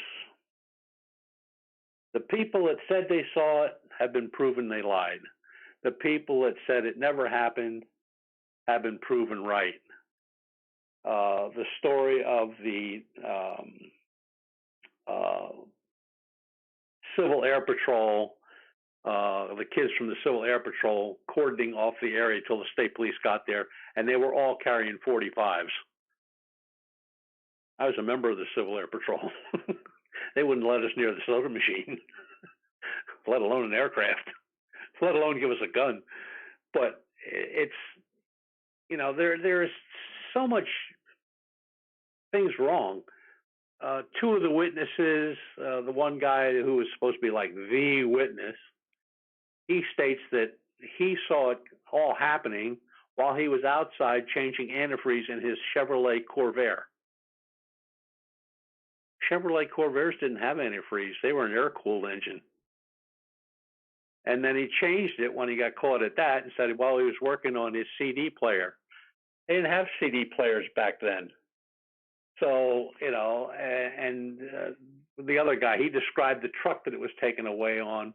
Now, where that clump of trees is, where this thing was supposed to have fallen in,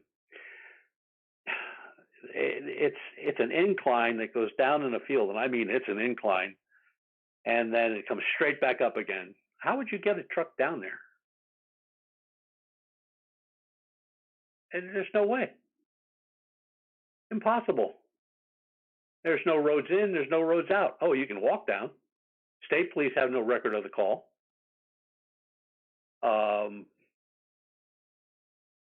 Same thing with Carbondale. That was another story where a crash takes place into a mine hole, a leak field, and they pull out a lantern.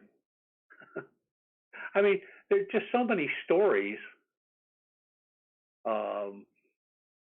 and they have these every year. They have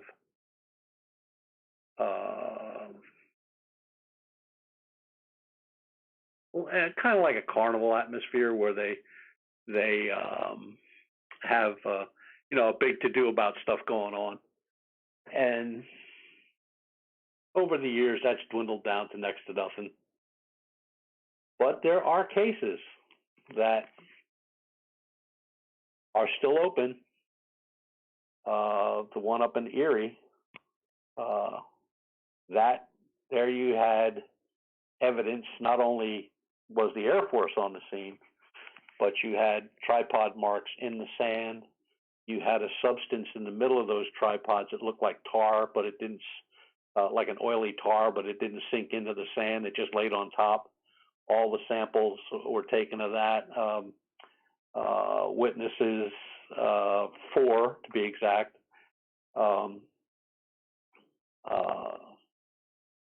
described what it looked like. And then, of course, not long after that,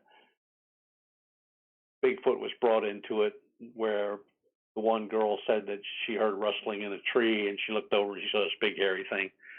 And they said they got hair out of the tree, and the state police has all that stuff, and called a friend of mine who ran the state police lab here in Pennsylvania. He said, "I don't know what the hell you're talking about." I said, "Okay." But there are pictures of the Air Force guys there taking samples. I mean, photographs taken by the media. So he said, "Yeah, they were there." He said, "But we had nothing to do with it." I went like, "Okay, so you don't have any casts of the tripod marks?" "Nope, nothing from the substance that was laying underneath where the craft was." "Nope." So what are you going to do? You never get the straight story. You got to do it on your own. But I don't know. I think they're there. They've been there a long time, and who are we to say that they couldn't make a trip from one planet to another? We don't know that. I mean, we went to the moon. Now we're gearing up to go to Mars. So we'll see. We'll see how it works out. We've got about 1 minute to go here before we go to break at the top of the hour. Butch Witkowski is our guest. Butch, you're claiming, and I'm going to put your vote in, disappointment come June 1st. Yes.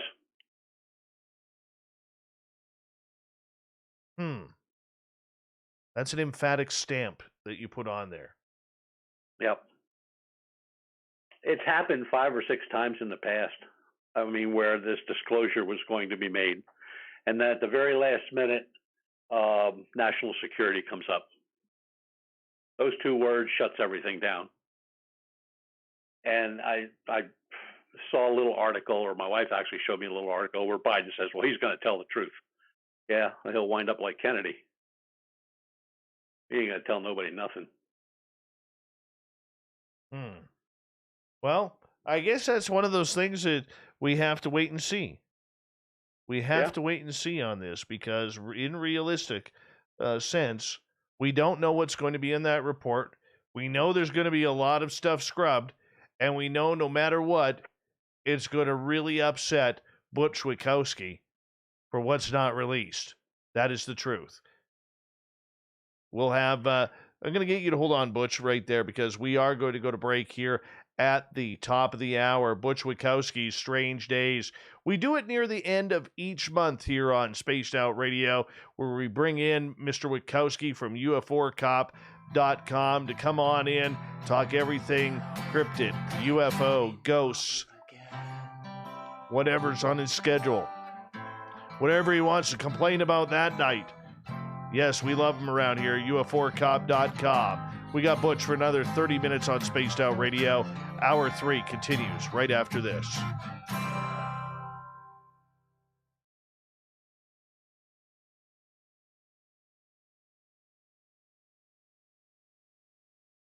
All right, there we go. Yeah, I need more iced tea. All right, I'll be right back. Hey, Kevin and Kevin's Beard, 2 separate entities. All right, there we go. I'll be right back, guys. View of the strange creatures and experiences that people have had throughout time. You can find Cryptid Tales at youtube.com/spacedoutradio. And while you're there, don't forget to check out our free archives and leave a comment. See you there. Hello, space travelers. It's me again, Carl. Don't forget to join the Space Travelers Club for just $5 a month and follow Spaced Out Radio on Twitter at Spaced Out Radio. Our Instagram, Dave Scott SOR. Our Facebook page is Spaced Out Radio Show. Our archives are free at youtube.com/Spaced Out Radio. Come woo it up with Spaced Out Radio today. Bye! Hello, this is your guitar man, Ron Bumblefoot Thaw, and I have to tell you, I love the response I get for Little Brother is Watching from Spaced Out Radio fans. It's amazing how music can inspire and make people think deeper about what's going on in the supernatural world. You can head over to my website, bumblefoot.com, to check out my music, my guitar workshops, my touring, even check out some of the hot sauces that I'm working on. And make sure you keep on listening, because with Spaced Out Radio, you know Little Brother is watching.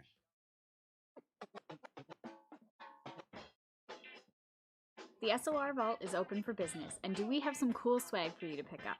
All you have to do is head over to our website and click on the SOR Vault. You have a variety of cool logos to choose from, and put them on anything you want. T-shirts, hoodies, hats, coffee mugs, you name it, we can get it to you. So do your shopping by supporting the store you love. Get your Spaced Out Radio swag at the SOR Vault today.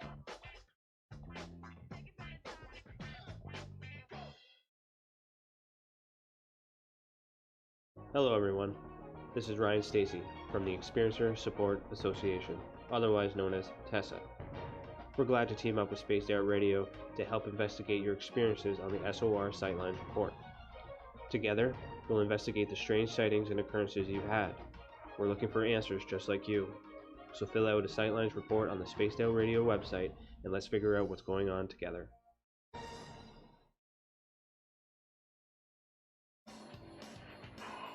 We all know on Spaced Out Radio we love a good beard and mustache, so why not take care of your facial hair with Mighty Moose Beard Oil? Made in Canada, we're taking care of beards and stashes around the world. We use 100% natural ingredients with our oils and balms to make your whiskers feel silky smooth. Use promo code SOR2019 at mightymoosebeard.com today.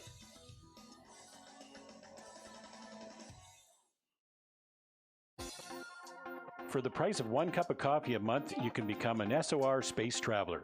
The Space Travelers Club is a place where you can interact with other listeners, either live during the show or on our great forum. We want your stories, pictures, comments, and ideas. You'll get live video streams, exclusive content, and be a part of our newsletter. Stay in touch with everything SOR. The Space Travelers Club is just $5 a month at spacedoutradio.com.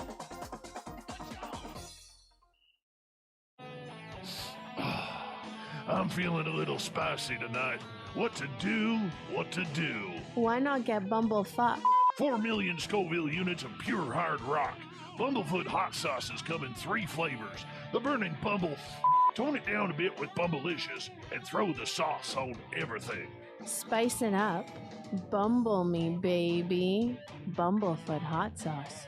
Get it today at kajans.com. Hey, space travelers, this is John Resig, founder of the Chide and Chive charities. If you know anything about... All right, I'm back.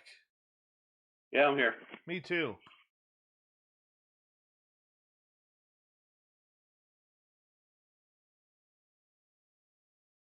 Let me see here.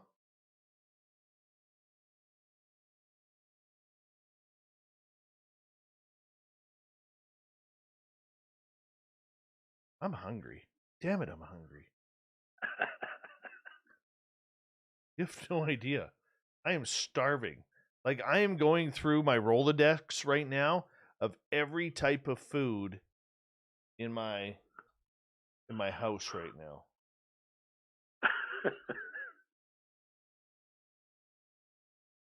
Well, when you get done, go make yourself a sandwich.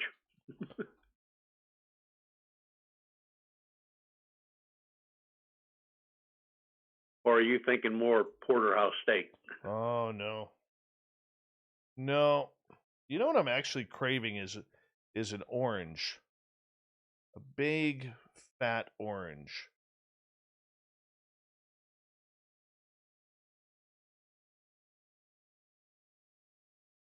Kira's saying, Dave, drink water. She's like, you're fat enough, Dave. Drink water. Thanks, Kira. Real nice. Gorgeous Emily Bigelow, a.k.a. Alaska's greatest athlete. I've sent you a message on Instagram. So you have what you need there. Let's see here. Hi, Sandra. Hi, Sandra. Hi, Sandra. All right. Please contact her. All right. Big thank you. Oh, Susan has a fried egg sandwich. I'd eat that. I'd eat that for breakfast. Hold on. Dark Hour, Cherry Pepsi Mike, Science Bob, Fapster, Cat Chaser, Reverend Keith, Wagon Breath, and TH. Thank you so much for your love with the super chats. Thank you to everyone who's given us a thumbs up, thumbs down. You guys asked some questions here so we could get Butch excited here. Here we go with the third hour.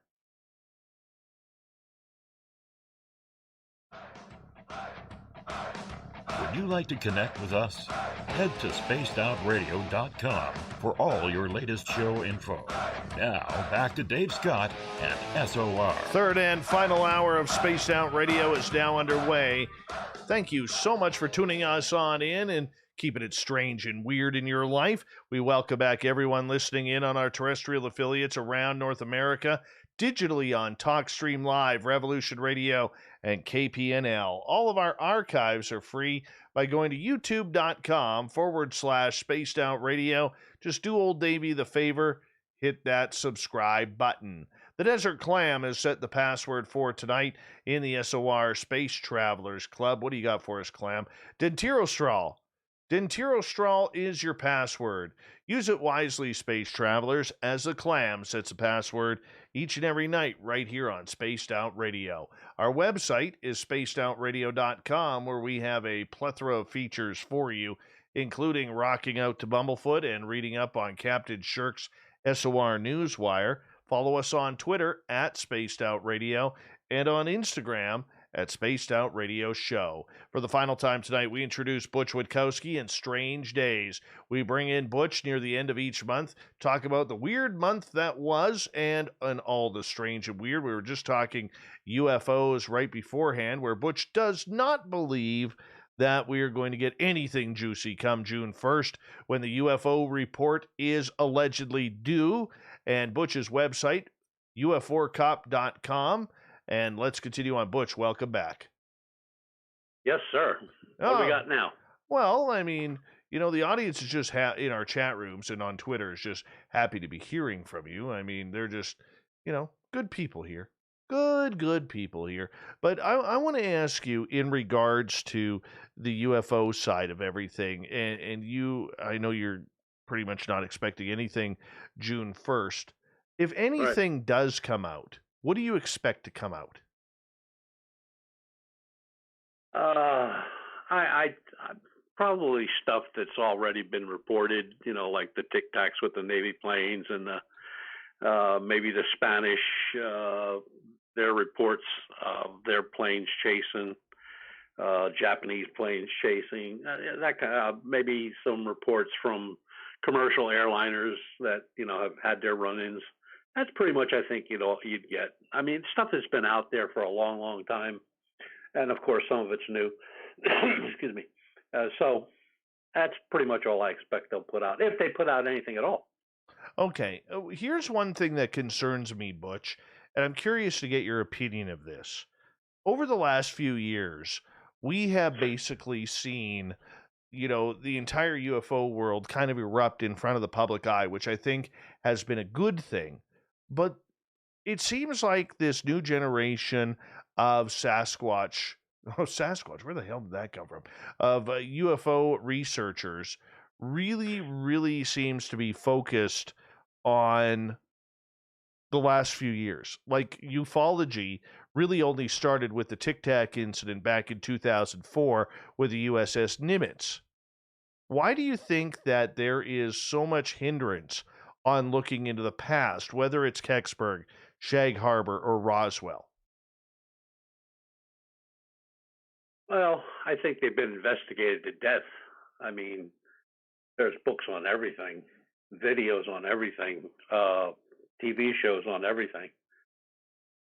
Ancient aliens. I mean, you know, if you believe in that stuff, I mean, they've taken things in so many different directions it makes you crazy. But I want to stay at the purest with the investigations of UFOs, where sightings are made, things are seen, photographs are taken, videos taken, and it is what it is. I've had 19 sightings in my 30-some years. I have never been alone, ever. I've always been with one person or 7 persons or 12 persons, all saw the same thing. I think the very best sighting I had, other than the one, my first one in Tucson, was I was at work. I was leaving work. It was dark. It was winter time. It's cold. A couple of fellows were outside smoking cigarettes, and I saw this bright light.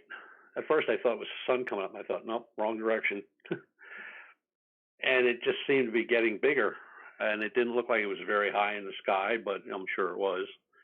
And it was enormous, and it just kept coming forward. And I thought, oh boy, I'm about to get my ride. And everybody saw it. I think there were 4 guys there besides me.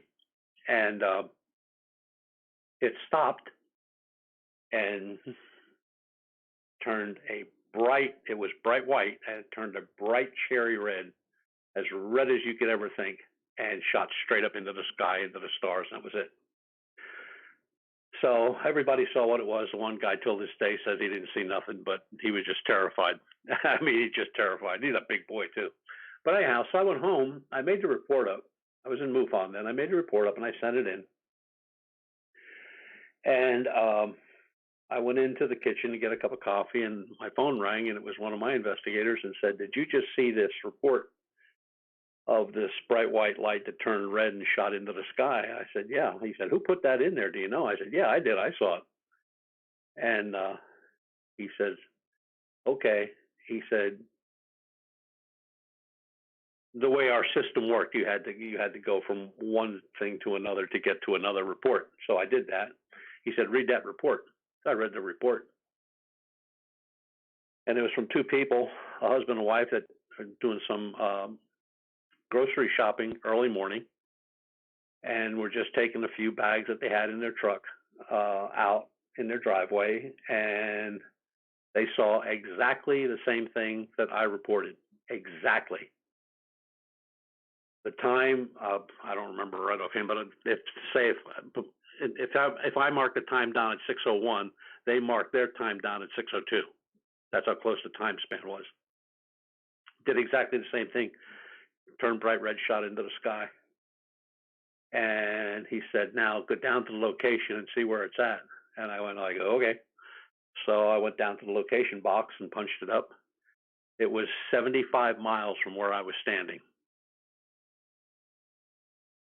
Now, that thing, for them to see something 75 miles from where I was standing and I saw it, that thing had to be so big that I don't even know how you would even calculate the size. Exactly the same thing. They watched it coming in the sky, bright white, stop, turn bright red, shoot straight up into the stars. 1 minute difference, 75 miles away. That's bizarre. That's bizarre. I'll never forget that one. Goodness. I have a question regarding MUFON from Jeff here. Yeah. And he is asking, after everything that's happened over the last year or so with MUFON, what is your opinion on that? And do you recommend new people joining today's MUFON? No, it depends.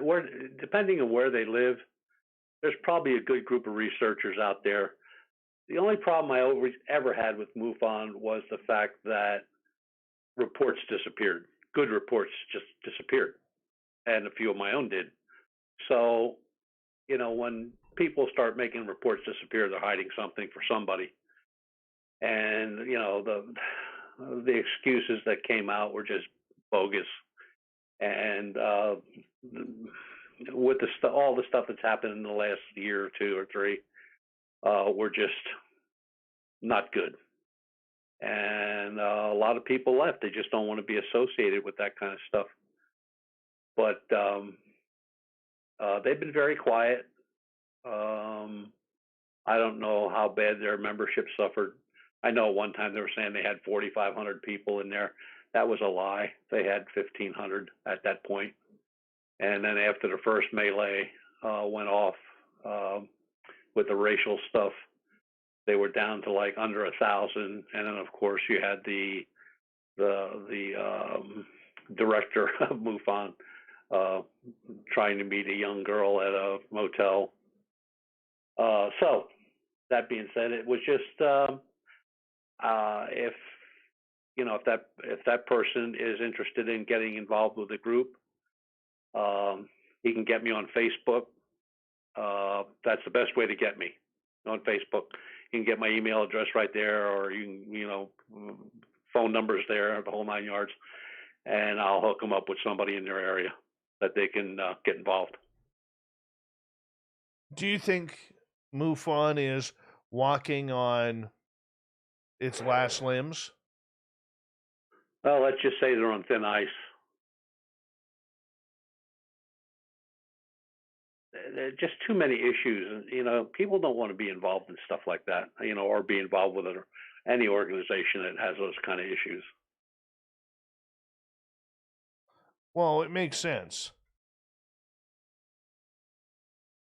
I have friends on MUFON. I think we all have friends on MUFON, and it's good people. But, I thought, honestly, after the issues they've had over the last years, that there would be more of a mass exodus. Well, there was a pretty good exodus. I mean, they lost a lot of people after that last deal.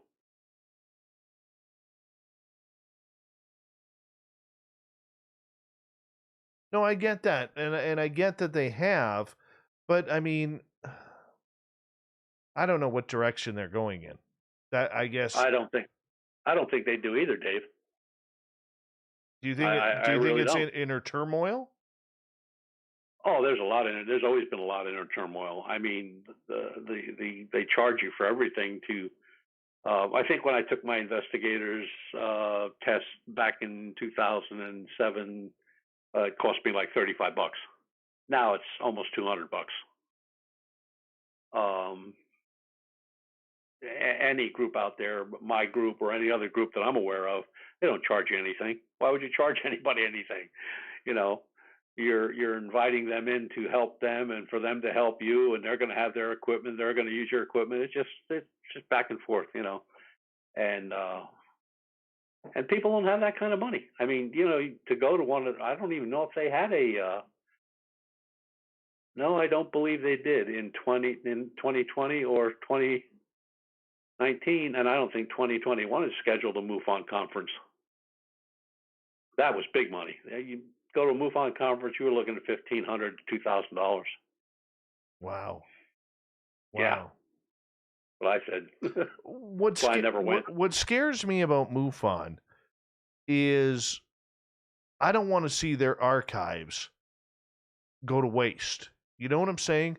Like if this group all of a sudden folded, well, there's tens of thousands of reports over the last 50 plus years that could end up in a garbage can.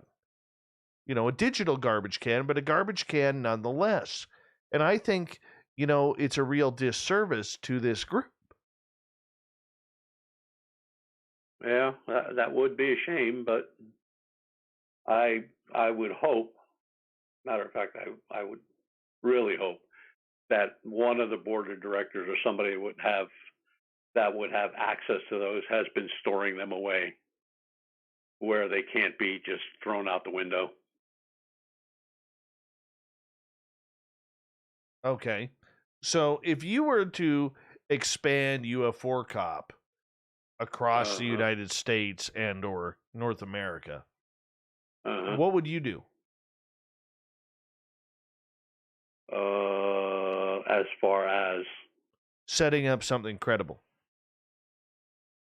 Oh, I think that would be too difficult to do. I mean, the expense, the travel, the setting up of groups in every state, and insurances, and I think that would pretty much be impossible at this point in time, anyway. Okay. Well, let me rephrase then. If the MUFON board of directors, which for people listening wondering what MUFON is, it's a mutual UFO network. Is it network? Yeah. Yeah. If they called you up and said, Butch Witkowski, we want you to straighten us out, get us cleaned up, put us back on top, what would you do?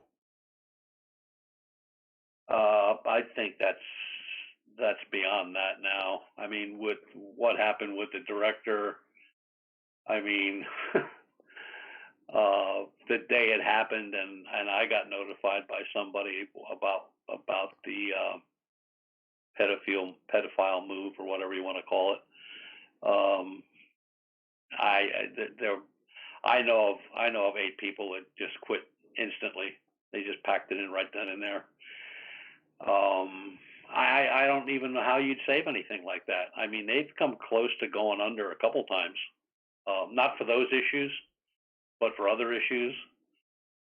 And they got whacked with that racism stuff, and then they got whacked with this pedophile stuff. And that's the second time they got whacked with pedophile stuff. The one was one of their top-notch researchers that was collecting child porn. But I just don't know how you'd save it. The only international group that I belong to, I belong to local groups. I mean, the international group is the Acadamie de Ufologie in France, of which I'm a member, and I've been with them now for 7 years. And I just don't know how you'd even save it. I don't even know where you would start. I mean, there's so much turmoil inside that group. I mean, this guy don't like that guy, this director don't like this guy, this girl don't like that girl. That's nuts. I have no room in my body for that kind of clown nonsense.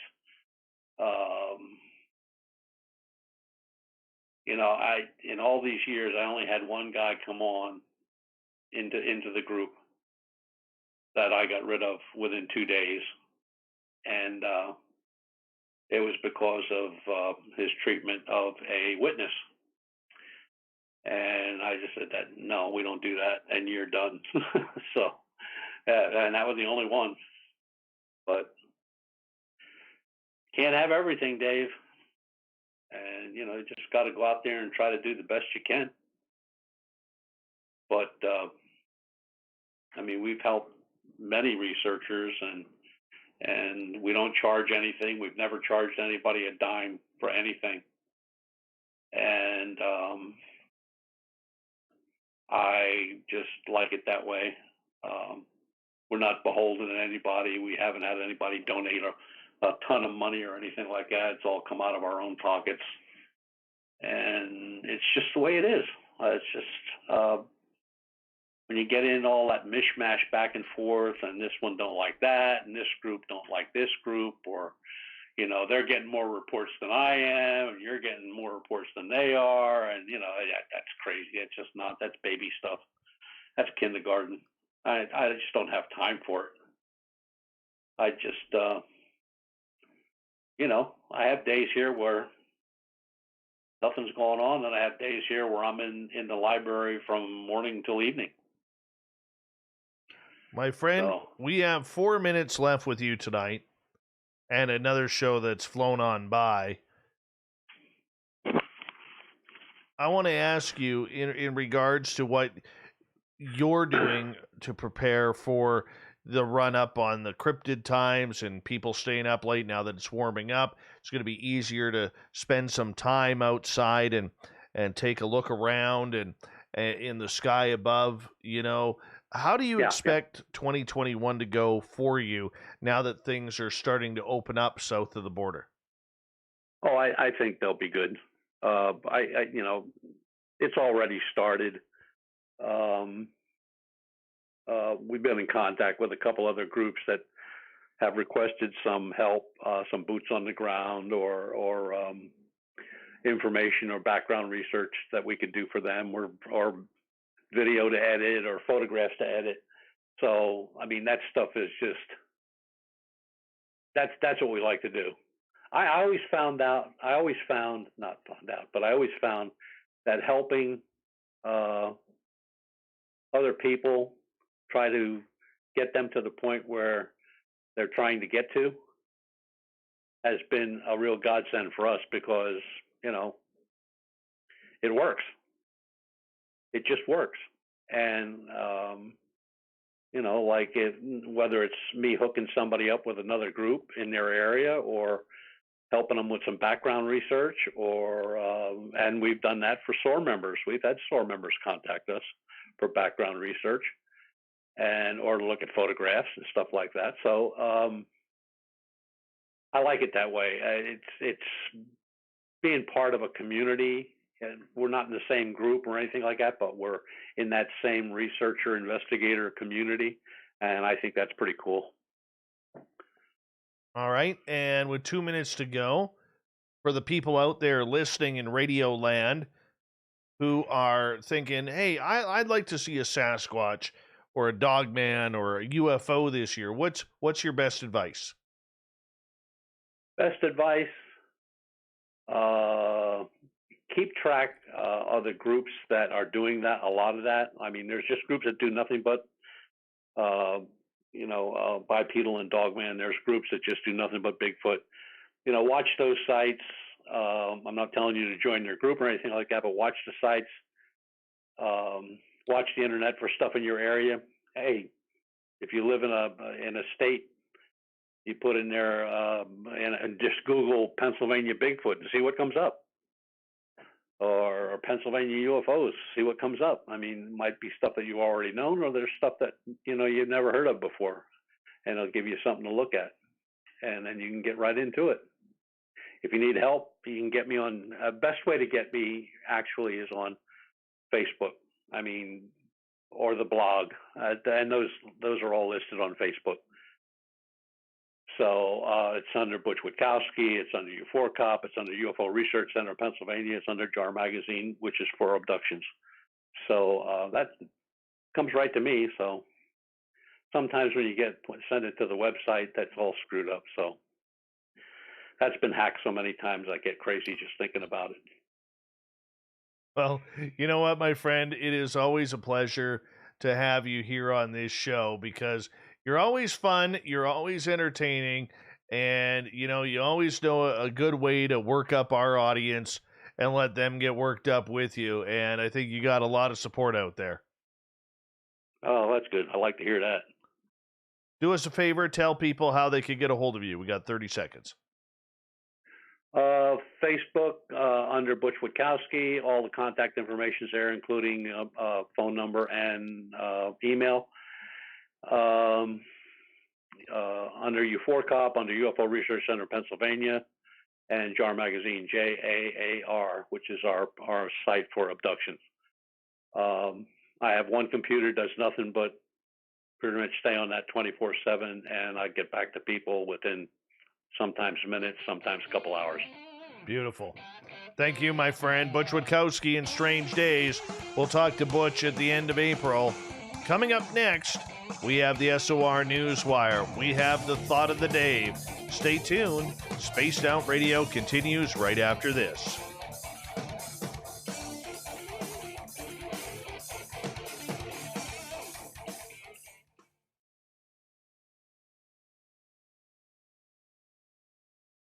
Rock and roll, buddy. Another good show. Good. You have fun? Yeah. You're sounding tired. It was fun. Are you okay? It was fun watching the guy that don't like cops. Oh, I hear you. Take a shot of my Vicks here. There we go. The Vicks inhaler, one of the greatest inventions of all time, man. Oh yeah. Yeah. Well, I'll let you get off to bed there, brother, and we'll talk very soon. Care. Stay out of trouble. If you need bail money, give me a call. Yeah, I think this weekend, if it warms up, because it's supposed to warm up tomorrow, we're supposed to get about up to 9-10 degrees Celsius here for at least a week. So if it's clear on the weekend, we may take a run to see how far we could get into the forest to see how close we could get to the gifting site. Cool. Yeah, I'll let you know how it goes. Okay. All right, buddy. Take care. That works. Bye. Bye-bye. Butch Witkowski, everyone. The man, the myth, and the legend all rolled into one. Gotta love him. Gotta love him. Damn it, he's good. Real good radio. The hard part is trying to find something that's going to piss him off before the show, so that way he gets worked up during the show. God, I love that. I love that. He's the best. I have so much admiration and respect for him, man. So much admiration and respect.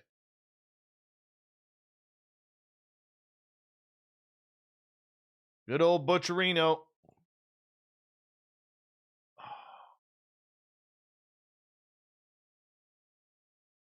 Hi, Lunar Tina. How are you?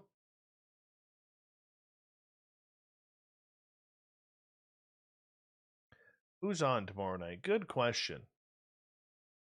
Good question. Let me find out for you. Tomorrow night on the show.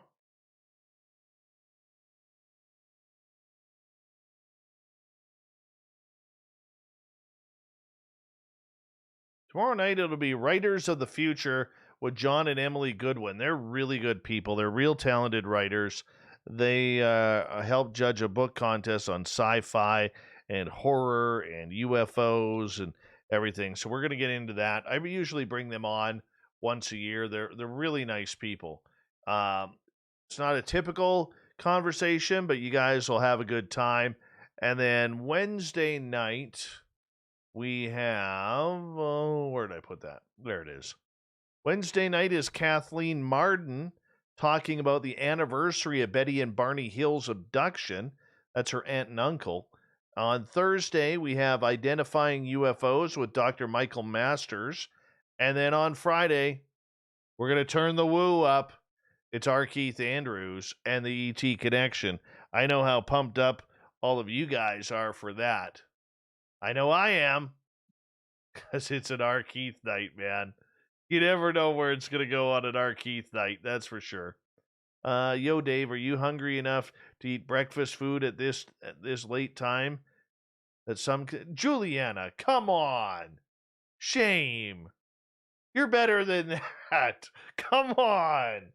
No, I'm not eating breakfast for this late at night. No way, man. Oh, Juliana, I'm going to shake my finger at you right now. There, take that. Take that. Mm-hmm. Hey, UFO not. Now, Juliana, I know that was strict. I know that was strict. You know?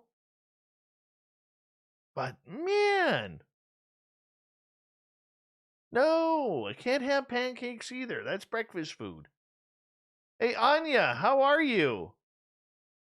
My favorite Anya in the world right there. Favorite Anya in the world.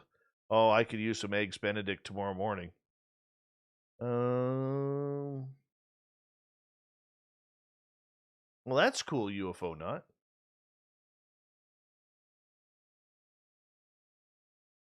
Hey, at least I'm pronouncing your name right now, Anya.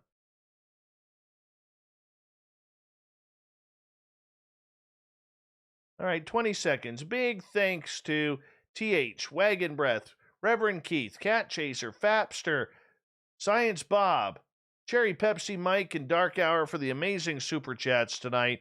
We love you. Thank you for the support. Here we go, everyone.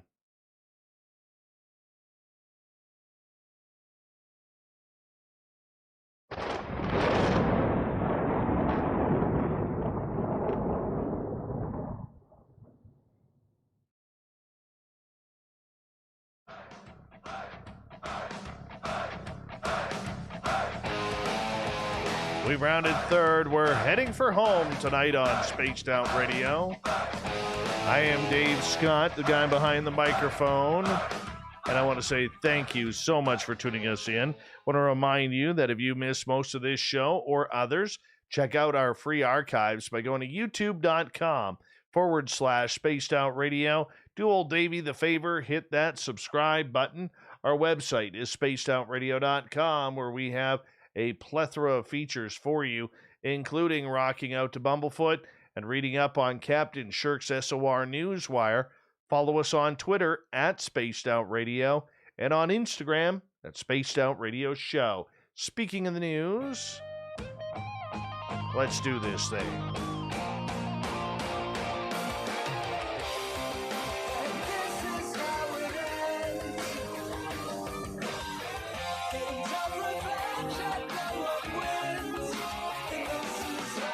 The news is always changing, which is why we bring you the SOR Newswire at the back end of every show, where we get to the weird, the strange, the wacky, and sometimes the cryptid.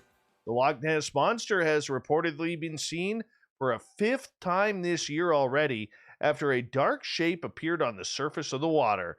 According to the official Loch Ness Monster Sightings Register, the elusive creature was spotted when the shape moved across the famous loch for a few minutes before disappearing behind a tree. Monster spotter Kaylin Wangle posted a clip on YouTube after capturing it while watching a webcam of the loch on St. Patrick's Day. The American Nessie fanatic wrote, "At 6:15 p.m., a very large dark shape appears to be swimming from left to right at very close to the front of the shore. It seems to be making a wave for a bit and either surfaces for a second or just under the surface." Kaylin, who has posted several sightings using the webcam on her Team Nessie channel, added a few minutes later the mysterious shadow moved behind a tree on the foreshore and doesn't pop back up. She then confirmed that it now has been listed as the 5th official sighting of the year. One YouTuber response, it was similar. It's basically said both shape and size to their sighting last April, while another added that due to the terrible quality of the webcam, no identification can be confidently put forward, adding, "I want this to be Nessie, but I reckon it's a natural phenomena." According to the register, there were 13 confirmed sightings of Nessie last year, including one recorded through sonar. The world-famous monster is estimated to be in around 41 million pounds to the... Hold on, let me restart that. The world-famous monster is estimated to bring in around 41 million pounds to the Scottish economy through tourism. The keeper of Register of Sightings, Gary Campbell, recently explained that it was becoming more and more common for the webcam to be used for sightings, though some have questioned why there aren't more closer to the water. He added there is a strict process for ruling out false sightings, including checking for nearby boats, birds, and bugs on webcam lenses. Perhaps predictably, with the pandemic and the lack of tourist activity in the area, all 5 of this year's official sightings have come from the webcam, with Kaylin recording the first sighting of the year on the cameras. Longtime Nessie watcher Aaron O'Fagan from Co-Donegal in Ireland spotted the other 3. Man, 3 sightings of that. That would be cool. That would be cool. I'd like to see that. I wouldn't go in the lake. Oh, hell no. Not a chance. I'd still like to see one. That would be kind of cool. A Massachusetts woman noticed something strange about the for sale sign outside a home in her neighborhood. On top of the sign with the name of the broker and their contact information was a sign with the words, "Not Haunted," in big red letters. This just went up around the corner, and I have so many questions. Margot Bloomstein wrote in a tweet this week that included an image of the sign. The house is west of Boston, but Bloomstein didn't want to say exactly where to respect the homeowner's privacy. But she did reach out to the local real estate agency to learn more about the sign. They knew nothing about it either. The consensus is that the sign is a prank, maybe played by a ghost with a sense of humor. Who knows? You know, that's one of the big questions that I know in Canada here, at least in British Columbia, does not have to be disclosed whether or not a home is haunted. I know in the States, in some states, that it is legal or illegal to withhold information like that. What do you think? Do you think that a home should be disclosed whether or not it's haunted? Especially if it's an older home, maybe a historic home? Maybe if it's older than a certain age, like 40 years, 50 years, 60? That's a good question. Would you buy a home if it was haunted? Now, if you're listening to this show, the answer is probably, oh, heck yeah. Oh, heck yeah. But for a lot of people, they may not know. It's interesting, isn't it? The big realty conundrum. Is this house haunted or is it not? All right, let's move on here. Ingenuity, a small robotic helicopter currently attached to NASA's Perseverance rover, will attempt the first powered flight on another planet in just over a week. The 4-pound rotorcraft is attached to the belly of Perseverance, which touched down on Mars on February 18th. Ingenuity is now uncocooned from its carbon fiber shield that acted as a protective case during the landing and is set for deployment from April 8th, says NASA. But before it can track the first flight of an aircraft on the red planet, Perseverance needs to drop off Ingenuity in a clear, safe area that will become the first Martian helipad. Ingenuity carries a small amount of fabric that covered one of the wings of the Wright brothers aircraft known as the Flyer during the first powered controlled flight on Earth back in 1903. Aptly named Ingenuity is a technology demonstration that aims to be the first powered flight on another world, said Lori Glaze, director of Planetary Science Division at NASA headquarters. If successful, it could further expand our horizons and broaden the scope of what is possible with Mars exploration. Before an Ingenuity takes place, its first flight on Mars, it must be squarely in the middle of the airfield, a 33 by 33 foot patch of flat Martian land, which is currently making its way towards. Once the helicopter, the rover teams confirm that Perseverance is situated exactly where they want it to be inside this airfield, the process to deploy the helicopter on the Martian surface begins. As with everything with the helicopter, this type of deployment has never been done before, said Farah Alibay, Mars helicopter integration lead for Perseverance rover. Once we start the deployment, there is no turning back. All activities are closely coordinated, irreversible, and dependent on each other. If there is even a hint that something isn't going as expected, we may decide to hold off for a sol or a Martian day or more until we have a better idea of what's going on. The helicopter deployment process will take about 6 sols, which equates to 6 days, 4 hours on Earth.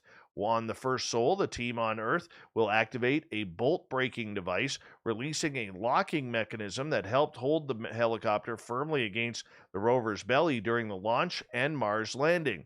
The following sol, they will be firing a cable-cutting pyrotechnic device, enabling the mechanism arm that holds Ingenuity to begin rotating the helicopter out of its horizontal position. The rotorcraft will also extend 2 of its 4 landing legs. During the third sol, a small electric motor will finish rotating Ingenuity until it latches, bringing the helicopter completely vertical, and on the fourth sol, the final 2 landing legs will snap into position. On each of those 4 sols, the wide-angle topographic sensor for operations and engineering, otherwise known as Watson Imager, will take confirmation shots of Ingenuity as it unfolds into its flight configuration. Is anybody else excited about this? I'm totally geeked out for this. I really am. This is going to be incredible. Absolutely incredible. In its final position, by the way, the helicopter will hang suspended at about 5 inches over the Martian surface. At that point, only a single bolt and a couple of dozen tiny electrical contacts will be connected to the helicopter to Perseverance. On the 5th sol of deployment, the team will use the final opportunity to make use of Perseverance as a power source and charge Ingenuity's 6 battery cells. Once deployed, Ingenuity will have 30 Martian days, known as sols, that's 31 days on Earth, to conduct its initial test flights. I am pumped up about this. Totally pumped up. Well, this lady is a keeper. This lady is a complete keeper. A woman said she had the worst date ever after socially distanced walking turned into a drowning dog rescue mission. Yes, Lizzie Johnson from Walton-on-Thames, Surrey, met a man on Tinder and suggested they go on a stroll, having clocked his boxer dog.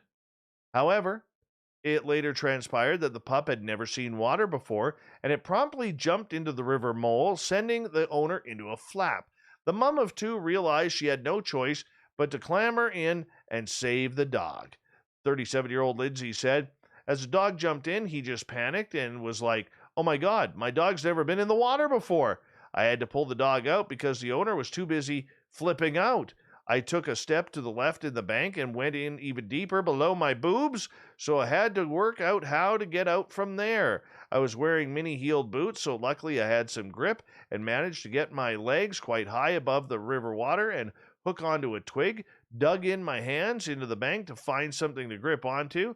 Thankfully, the pooch was okay, but Lizzie was left in an all right state. Little muddy, little dirty. The pharmacy dispenser said I got out and asked if my makeup was okay, and he was like, "Yes, it's fine." When I looked in the mirror at home, I had mud on my face.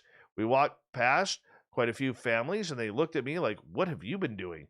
He was like, "I was going to go in. You didn't need to do that. I was going to go empty my pockets and then lie down on the bank and pull them out." I guess he was trying to be logical, whereas she was like, "There's a dog in the river drowning. The dog needs to come out now before it dies." This could be quite amusing. How did you guys first meet? But unfortunately, Lizzie, well, she's not too impressed with the dude. She's glad about that. She's not going to go on a date number 2. She said, "Thank God I didn't like him. I would have been horrified if I did. He looked like Shaggy from Scooby-Doo. He had the same haircut. Probably the worst date ever. Maybe because I wasn't feeling him as well, it wasn't a great date. It was my first socially distanced kind of date, and I'm just going to wait until things resume so I can be taken out for a nice glass of wine. Dog walks are definitely out of the picture now." I'm sure she's going to get a lot of traction for that. I really do. Hey, talk about roid rage. A 30-year-old Italian bodybuilder has confessed to killing his parents because they called him a failure and asked him to wake up and walk their dog. Yeah, Benno Numir said to police he killed his mother, Laura, and his father, Peter, in Bolzano in January. Numir had apparently been called out by his father for falling asleep after playing on his computer and for not helping out enough around the house. Heaven forbid if a child should help the parents around the house. Talk about the rules. Come on, Mom. Come on, Dad. Can't you see I'm gaming here? Numir allegedly strangled his father to shut him up. I took the first climbing rope I found from a plastic tray of my tools. We were in the hallway and we fell together on the ground. I just remember that I squeezed very tightly. When his mom got home, Benno, well, he's done it once, so he did it again. He strangled her, too. I did it without even saying goodbye, he reportedly said to police, adding that he threw their bodies off a bridge in the river. Nice son. Very nice son. Numir is being held on charges of murder and body concealment. Let's hope he gets a long time. He's a sicko. A Japanese man who started work at a hospital chaplain, as a hospital chaplain in Minnesota in 2020, says his appeal for paper cranes to decorate the hospital for COVID has resulted in more than 16,000 origami birds arriving. Pastor Kazuhiro Sakino, who started work at the Abbott Northwestern Hospital in Minneapolis in July last year, said his appeal for paper cranes stemmed from his initial encounter with a coronavirus patient at the facility. I was super scared. Of course, it was recommended I wear a gown, gloves, goggles, and a hard face mask. My language was limited because of the hard face mask, and time was limited. So that's why I got the idea that if I can make a paper crane as a Japanese chaplain and hand him as a symbol of healing and hope, it may work. Sakino said origami cranes are a symbol of healing in Japanese culture. In Japan, making a paper crane, especially collecting 1,000 paper cranes tied together, it is an intense prayer for healing and seeking peace. Sakino posted a video on YouTube asking his followers to send him paper cranes for the hospital. I thought maybe I'd get 200, Chaplain said. He was shocked by the number that he received. Some schools and communities started making them together with so many people, it's amounted to over 16,000, which he never expected. Most of the cranes are now on display at the hospital, hanging from the ceiling in the main lobby. The hospital is not a super fun place to visit. They're looking down because there are so many emotional distress to visit the hospital. But once they step into the hospital, the first thing they see is a paper crane so they can look up and see something that they didn't expect. That's good humanity right there. High quality humanity. An 8-year-old California Girl Scout, she must have got help from her parents on this one. Well, she set a record by selling 32,484 boxes of Girl Scout cookies in a single season. Lily Bumpus, a brownie who overcame a form of cancer known as Ewing's sarcoma when she was a toddler, sold the cookies from a booth set up outside her San Bernardino home and collected orders online, many of which were donation orders for patients at various children's hospitals in the area. A lot of people approached us saying we must have gotten a big business or sponsors or something along those lines. But no, she did it honestly. She did it big time. The biggest order was 100 boxes. Lily reached 32,000 boxes out of everyone seeing value in buying 1 box, 2 boxes, 4 boxes, and everybody working together to try and be a small piece of a really big puzzle. That to me is magical, the little one says. Bumpus's Girl Scout troop, which is composed largely of cancer survivors, girls currently undergoing cancer treatment, and children who have lost loved ones to the incident, or the illness rather, gathered outside her home March 22nd to unveil her sales total 32,484 boxes. Good for her. Bauer said, the girl, I was still short of the previous record, 26,086, just 1 week before the season ended. She sold her freaking heart out till the last day of Girl Scout cookie season, Bauer said. We boothed 11 hours straight outside our house, sold 500 boxes in one day. It's Lily being Lily. She does it like nobody else does because she thinks it's all possible. Good for her. Good for her.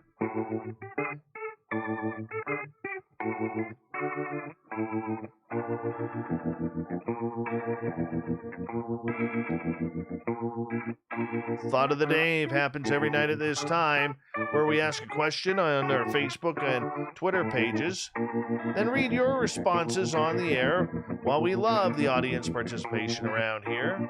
Today's Thought of the Dave is as follows.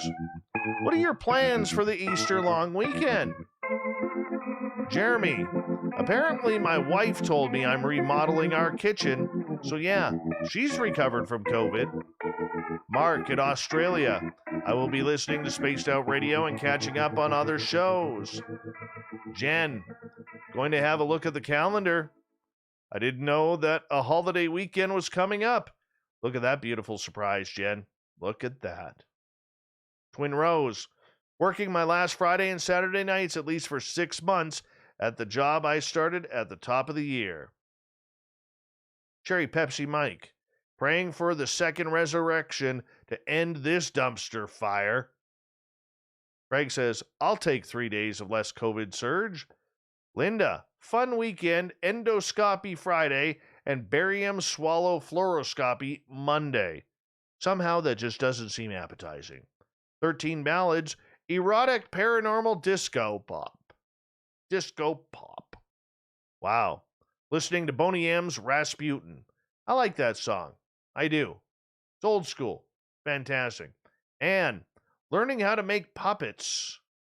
Bruce, I was thinking of dying and coming back, but probably just honey ham and potatoes. Science Bob, I'm seeing kids and grandkids and traveling for the first time. Davey, family time and a long bike ride with my best mate. Kimberly, movies, chocolate, snacks, reading. It's all relaxation. Merle. Yes, Merle chimed in. I'm working. Life of a shift worker. Superlen. I'm tormenting you, Dave. Oh, not just yet, Superlen. Not just yet. Bobby. Make sure it rubs the lotion on its skin or else gets the hose again. Lisa's working. Jaretta's recovering from surgery. Kevin. Dave. We have moved into the age of Aquarius. Are there groups who still celebrate the holidays of the fish people? Joshua. Party with family. So far we have 60 plus coming for the cookout. Vivster in Edmonton. Having dinner at my son and daughter-in-law's place and get to be with my grandkids. That's beautiful. Danny. Sadly, I might be working Saturday and Easter Sunday. We really don't do anything on Easter anyways, but I definitely don't want to be working. Thank you to everybody taking part in the Thought of the Dave. If you're wondering what I'm going to be doing, probably editing, probably internet stuff, probably radio stuff, probably playing on my side-by-side to see if we can get into the forest. However, I think the heavy snow is still out there to haunt us for at least another few weeks. Anyways, thank you to Captain Shirk for the SOR Newswire, as she keeps us jam-packed and up-to-date on a nightly basis. And, of course, to Mr. Butch Witkowski from UFOcop.com. And Strange Days, Butch will be back next month. We got Mr. Ron Bumblefoot Thal rocking in the background with Little Brother Is Watching. Bumblefoot is the official music of Spaced Out Radio, rocking us in and out of every single show. Get your horns up for the guitar god himself. Special thanks to everybody listening in at home, at work, in your cars, wherever you may be. Thank you to everyone in our chat rooms tonight on Spreaker, YouTube, LGAB, Revolution Radio, Facebook, the Space Travelers Club, and on Twitter at hashtag Spaced Out Radio.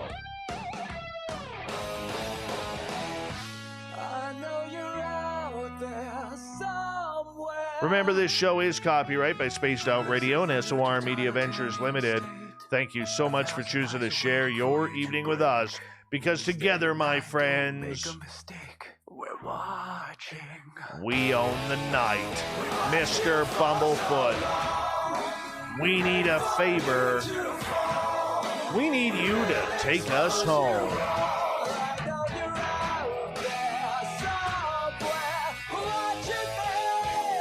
Yes, the Woo train has docked for the night, but soon, my friends, we shall ride again. Your seats are always available. Your tickets never expire.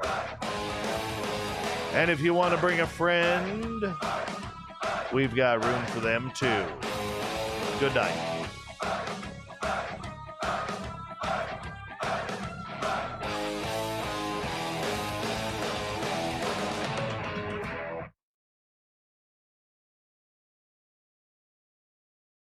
That's good stuff right there. Good quality stuff. Good quality stuff right there. Hi, Friar Dennis. How are you? Mm-hmm.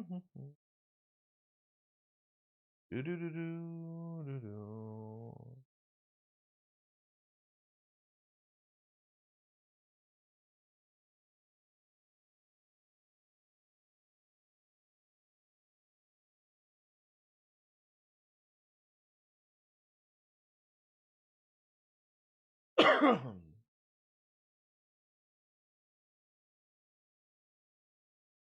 Thanks, Jose. Have a good night. Thanks, Paul Holland. Good night, Susan. Hey, Bombshell Bomber.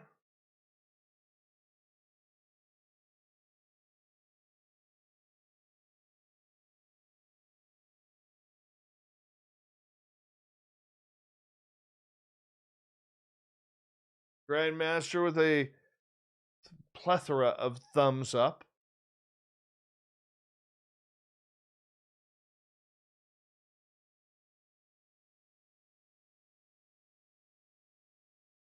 Princess Denali. There she is.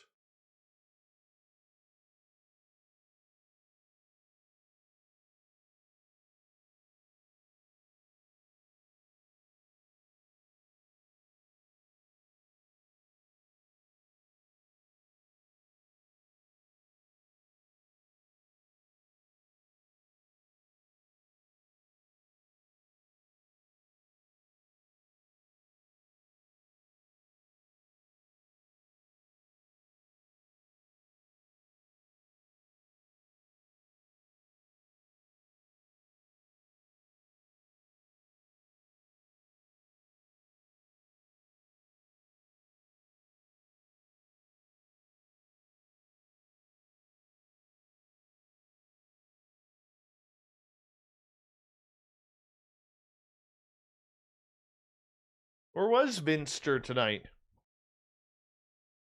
Good night, Rye. We didn't have a Vinster sighting tonight. Did we? I didn't see him.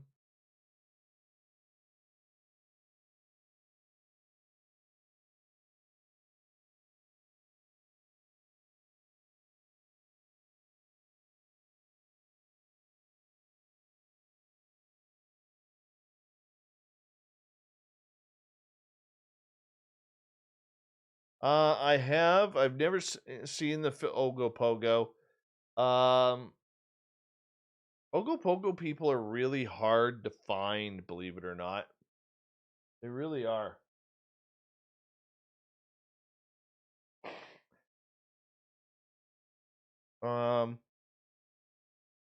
There's a couple of real woo people. Been a while since I had the one guy on. Problem is, it's very tough to do a show on one creature. You know what I'm saying? On one. Very difficult. Especially if they don't specialize in other cryptids as either.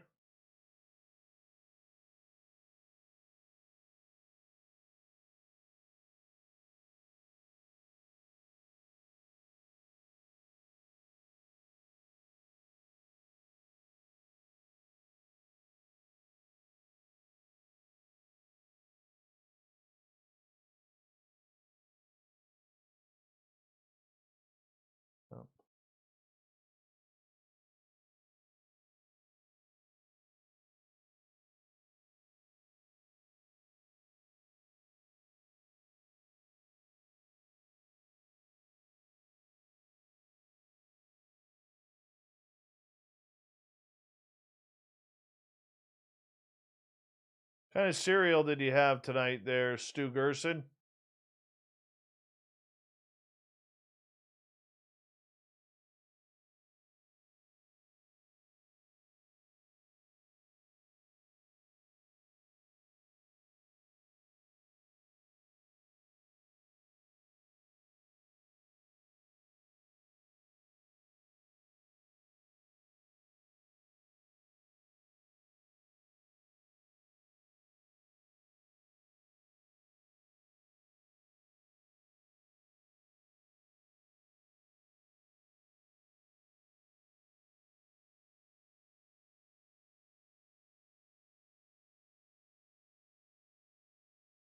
Shredded wheat. Nice.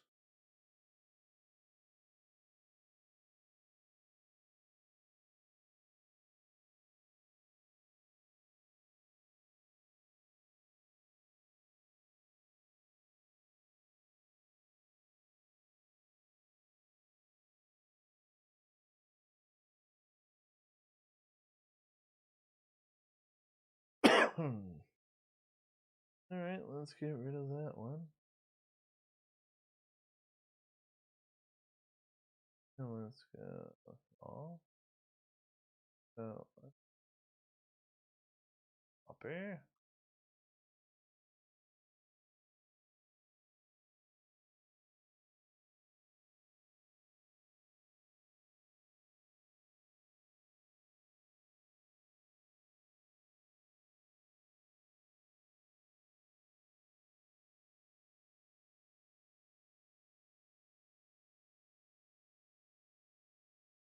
Once again, it's finding someone to talk about them. It's great to have the subjects there, but finding someone to talk is hard. Put that on to Corrins, the booking guy. He's damn good at tracking that stuff down. I don't know how he does it, but he does.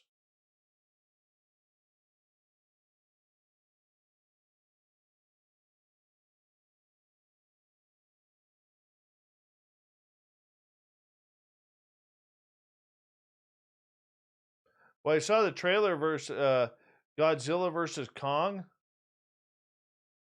That shit looks good. That looks really good. I'm not gonna lie. I may want to see that one.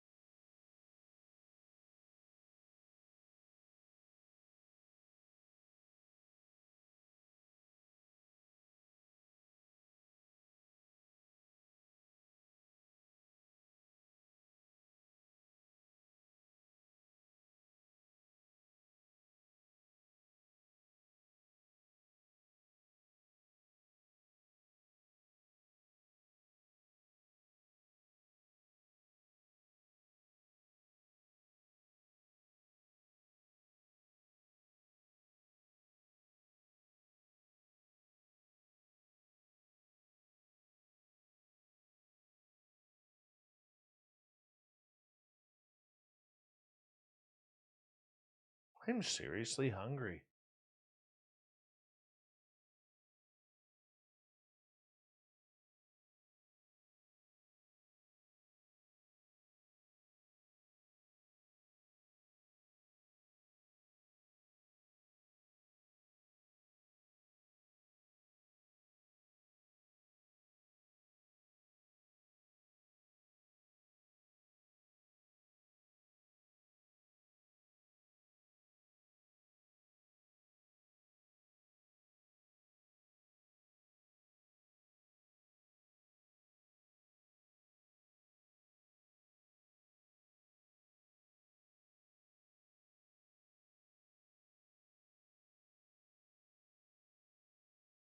Bigger win with over 1,000 instant prizes up for grabs.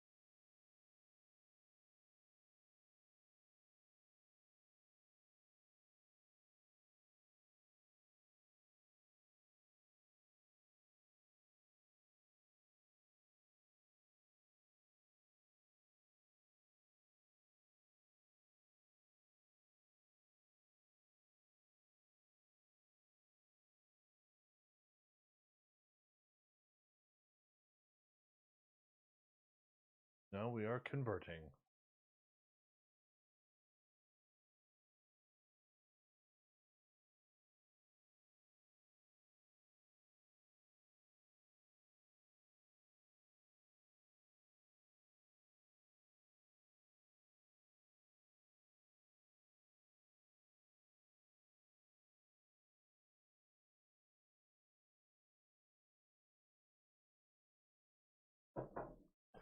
Be right back. I'm just going to take a bathroom break while this is converting. Be right back. Good night, Bombshell Bomber.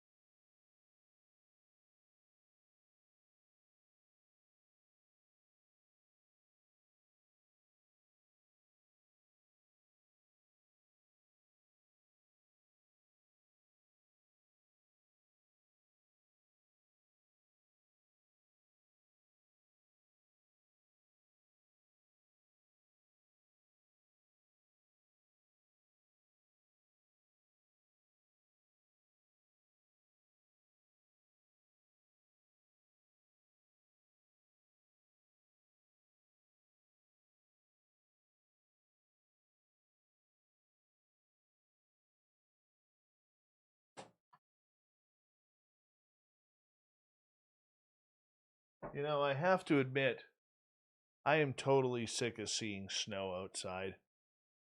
Totally sick of seeing snow.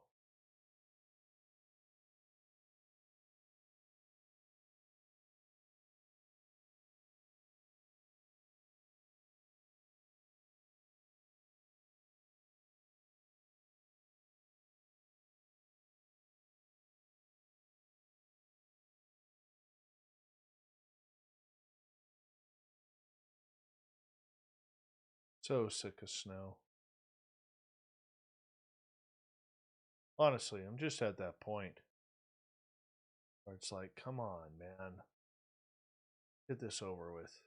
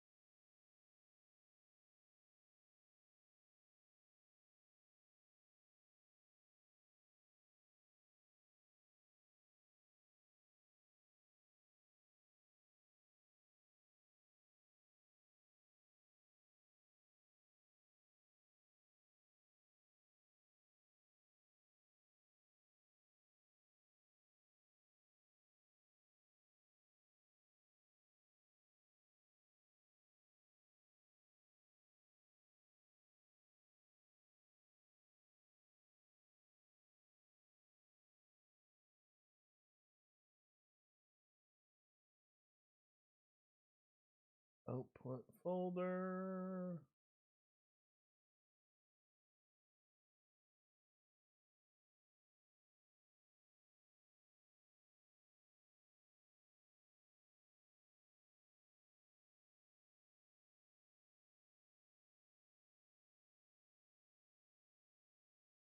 Rip those. Here.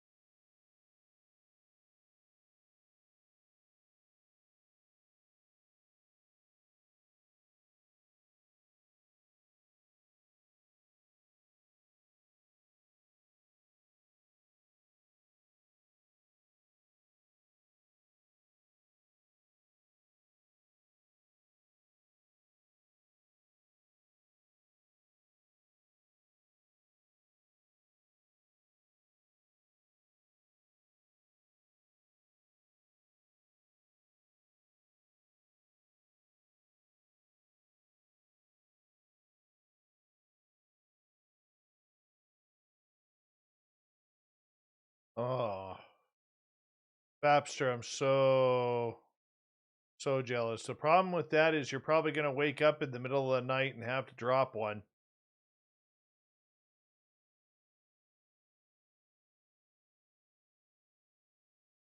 You know that. You know that's going to happen.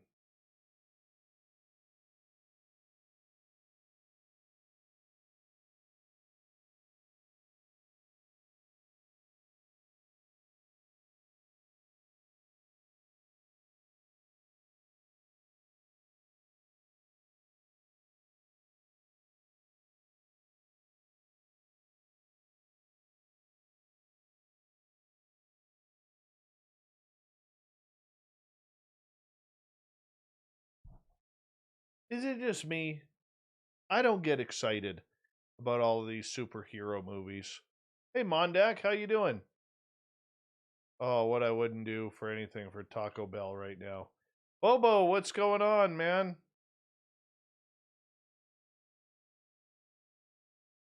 And just want to remind you guys, let me grab it here. If you haven't seen already, I'm starting a new feature on our Space Out Radio channel called SOR True Tales. And if you guys want to check it out, I'll send you the link here. Let me know what you think, or if you want to share a story with me. You know what? That's what you do. Just click on that. That's our first episode that we've done. I know it's not very good, but, well, at least the editing portion, I am learning. So, if you want to check it on out, I suggest you do. Let me know how you feel.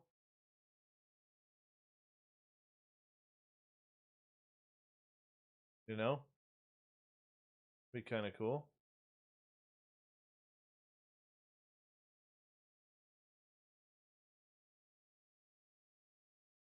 I would love a breakfast burrito from Taco Bell in about 8 hours.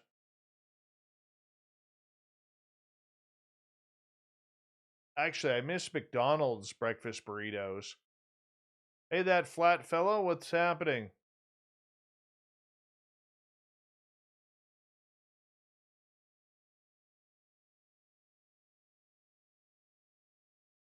Yeah, race fan, order me about $30 worth of tacos, both hard shell and soft shell, along with the hottest hot sauce you can find.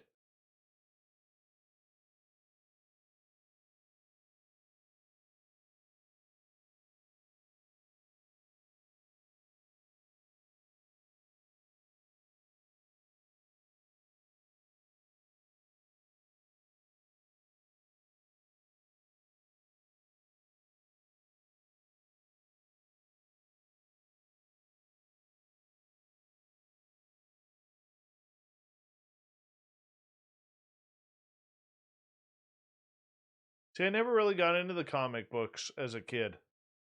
I was more into hockey cards.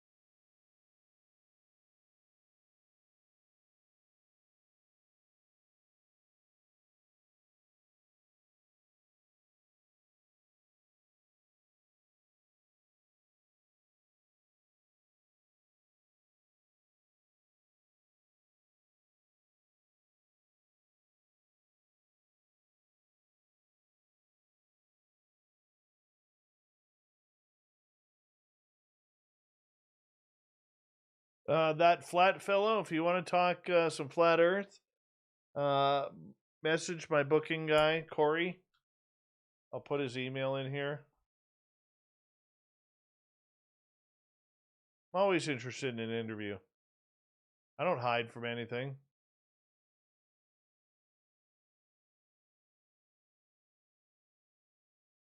Just remember, no swearing. Bring facts. Because there are some cool facts out there.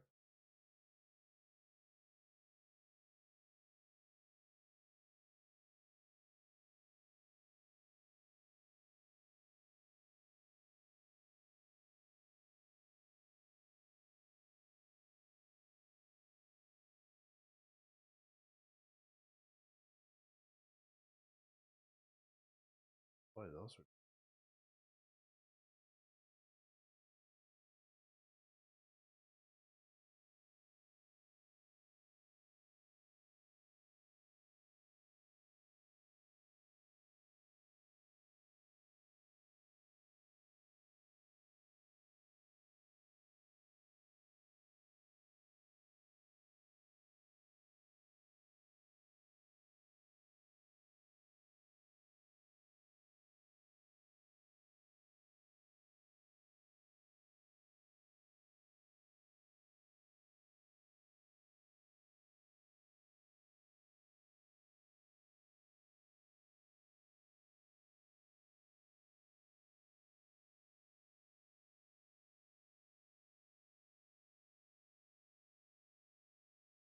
Right on, man. Yeah, Brian Staveley was great. Absolutely great. He's a good dude. Really nice guy.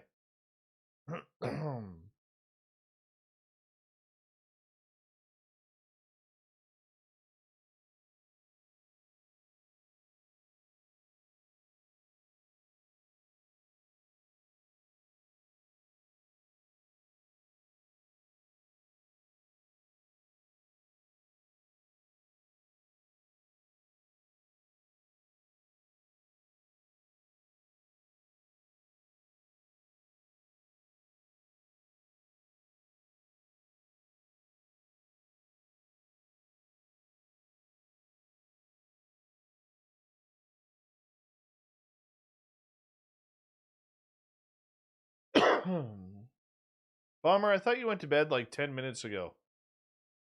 What's up with that?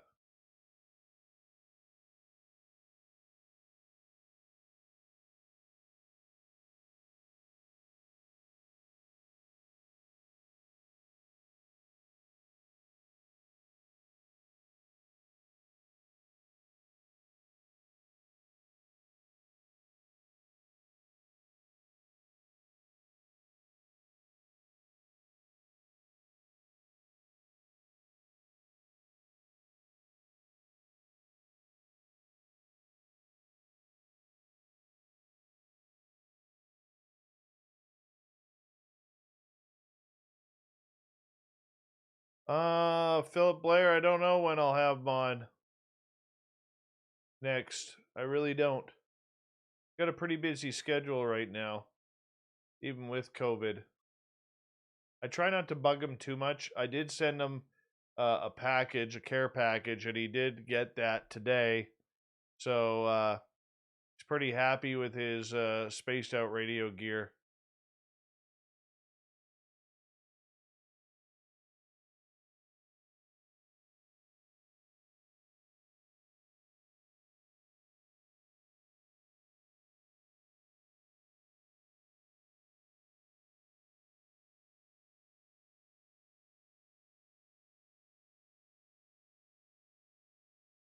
What the hell are you feeding the bears for?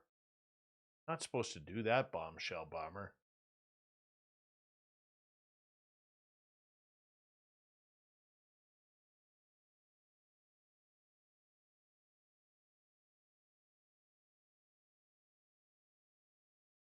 All right, let's get this on there. All right, everyone, I'm going to say good night to all of you. Reminder to you guys that tomorrow night on the show, we have Writers of the Future with John and Emily Goodwin. It's going to be a good one. We're talking a lot of sci-fi, a lot of horror, and what it takes if you have interest in writing books on these subjects, what it's like. They're two great people, and they're from a contest called Writers of the Future, and they come on every year to discuss it. Excuse me. So I'm going to say goodnight to all of you. Thank you so much for joining us. Thank you again to Dark Hour, Michael Boyle, Science Bob, Fapster, Cat Chaser, Reverend Keith, Wagon Breath, and TH for the amazing super chats tonight. Big thank you to everyone who is checking out our brand new feature on our channel called the SOR Tales or True Tales. We want your story too. So if you have an interesting story you want to share with me, email me at dave@spacedoutradio.com so that way we can line things up and make it happen and get it on the air. I'm hoping to do one a week. It may have to be once every 2 weeks, but we're going to make things happen. You guys take care. We'll see you tomorrow night. Be safe and much love. Take care.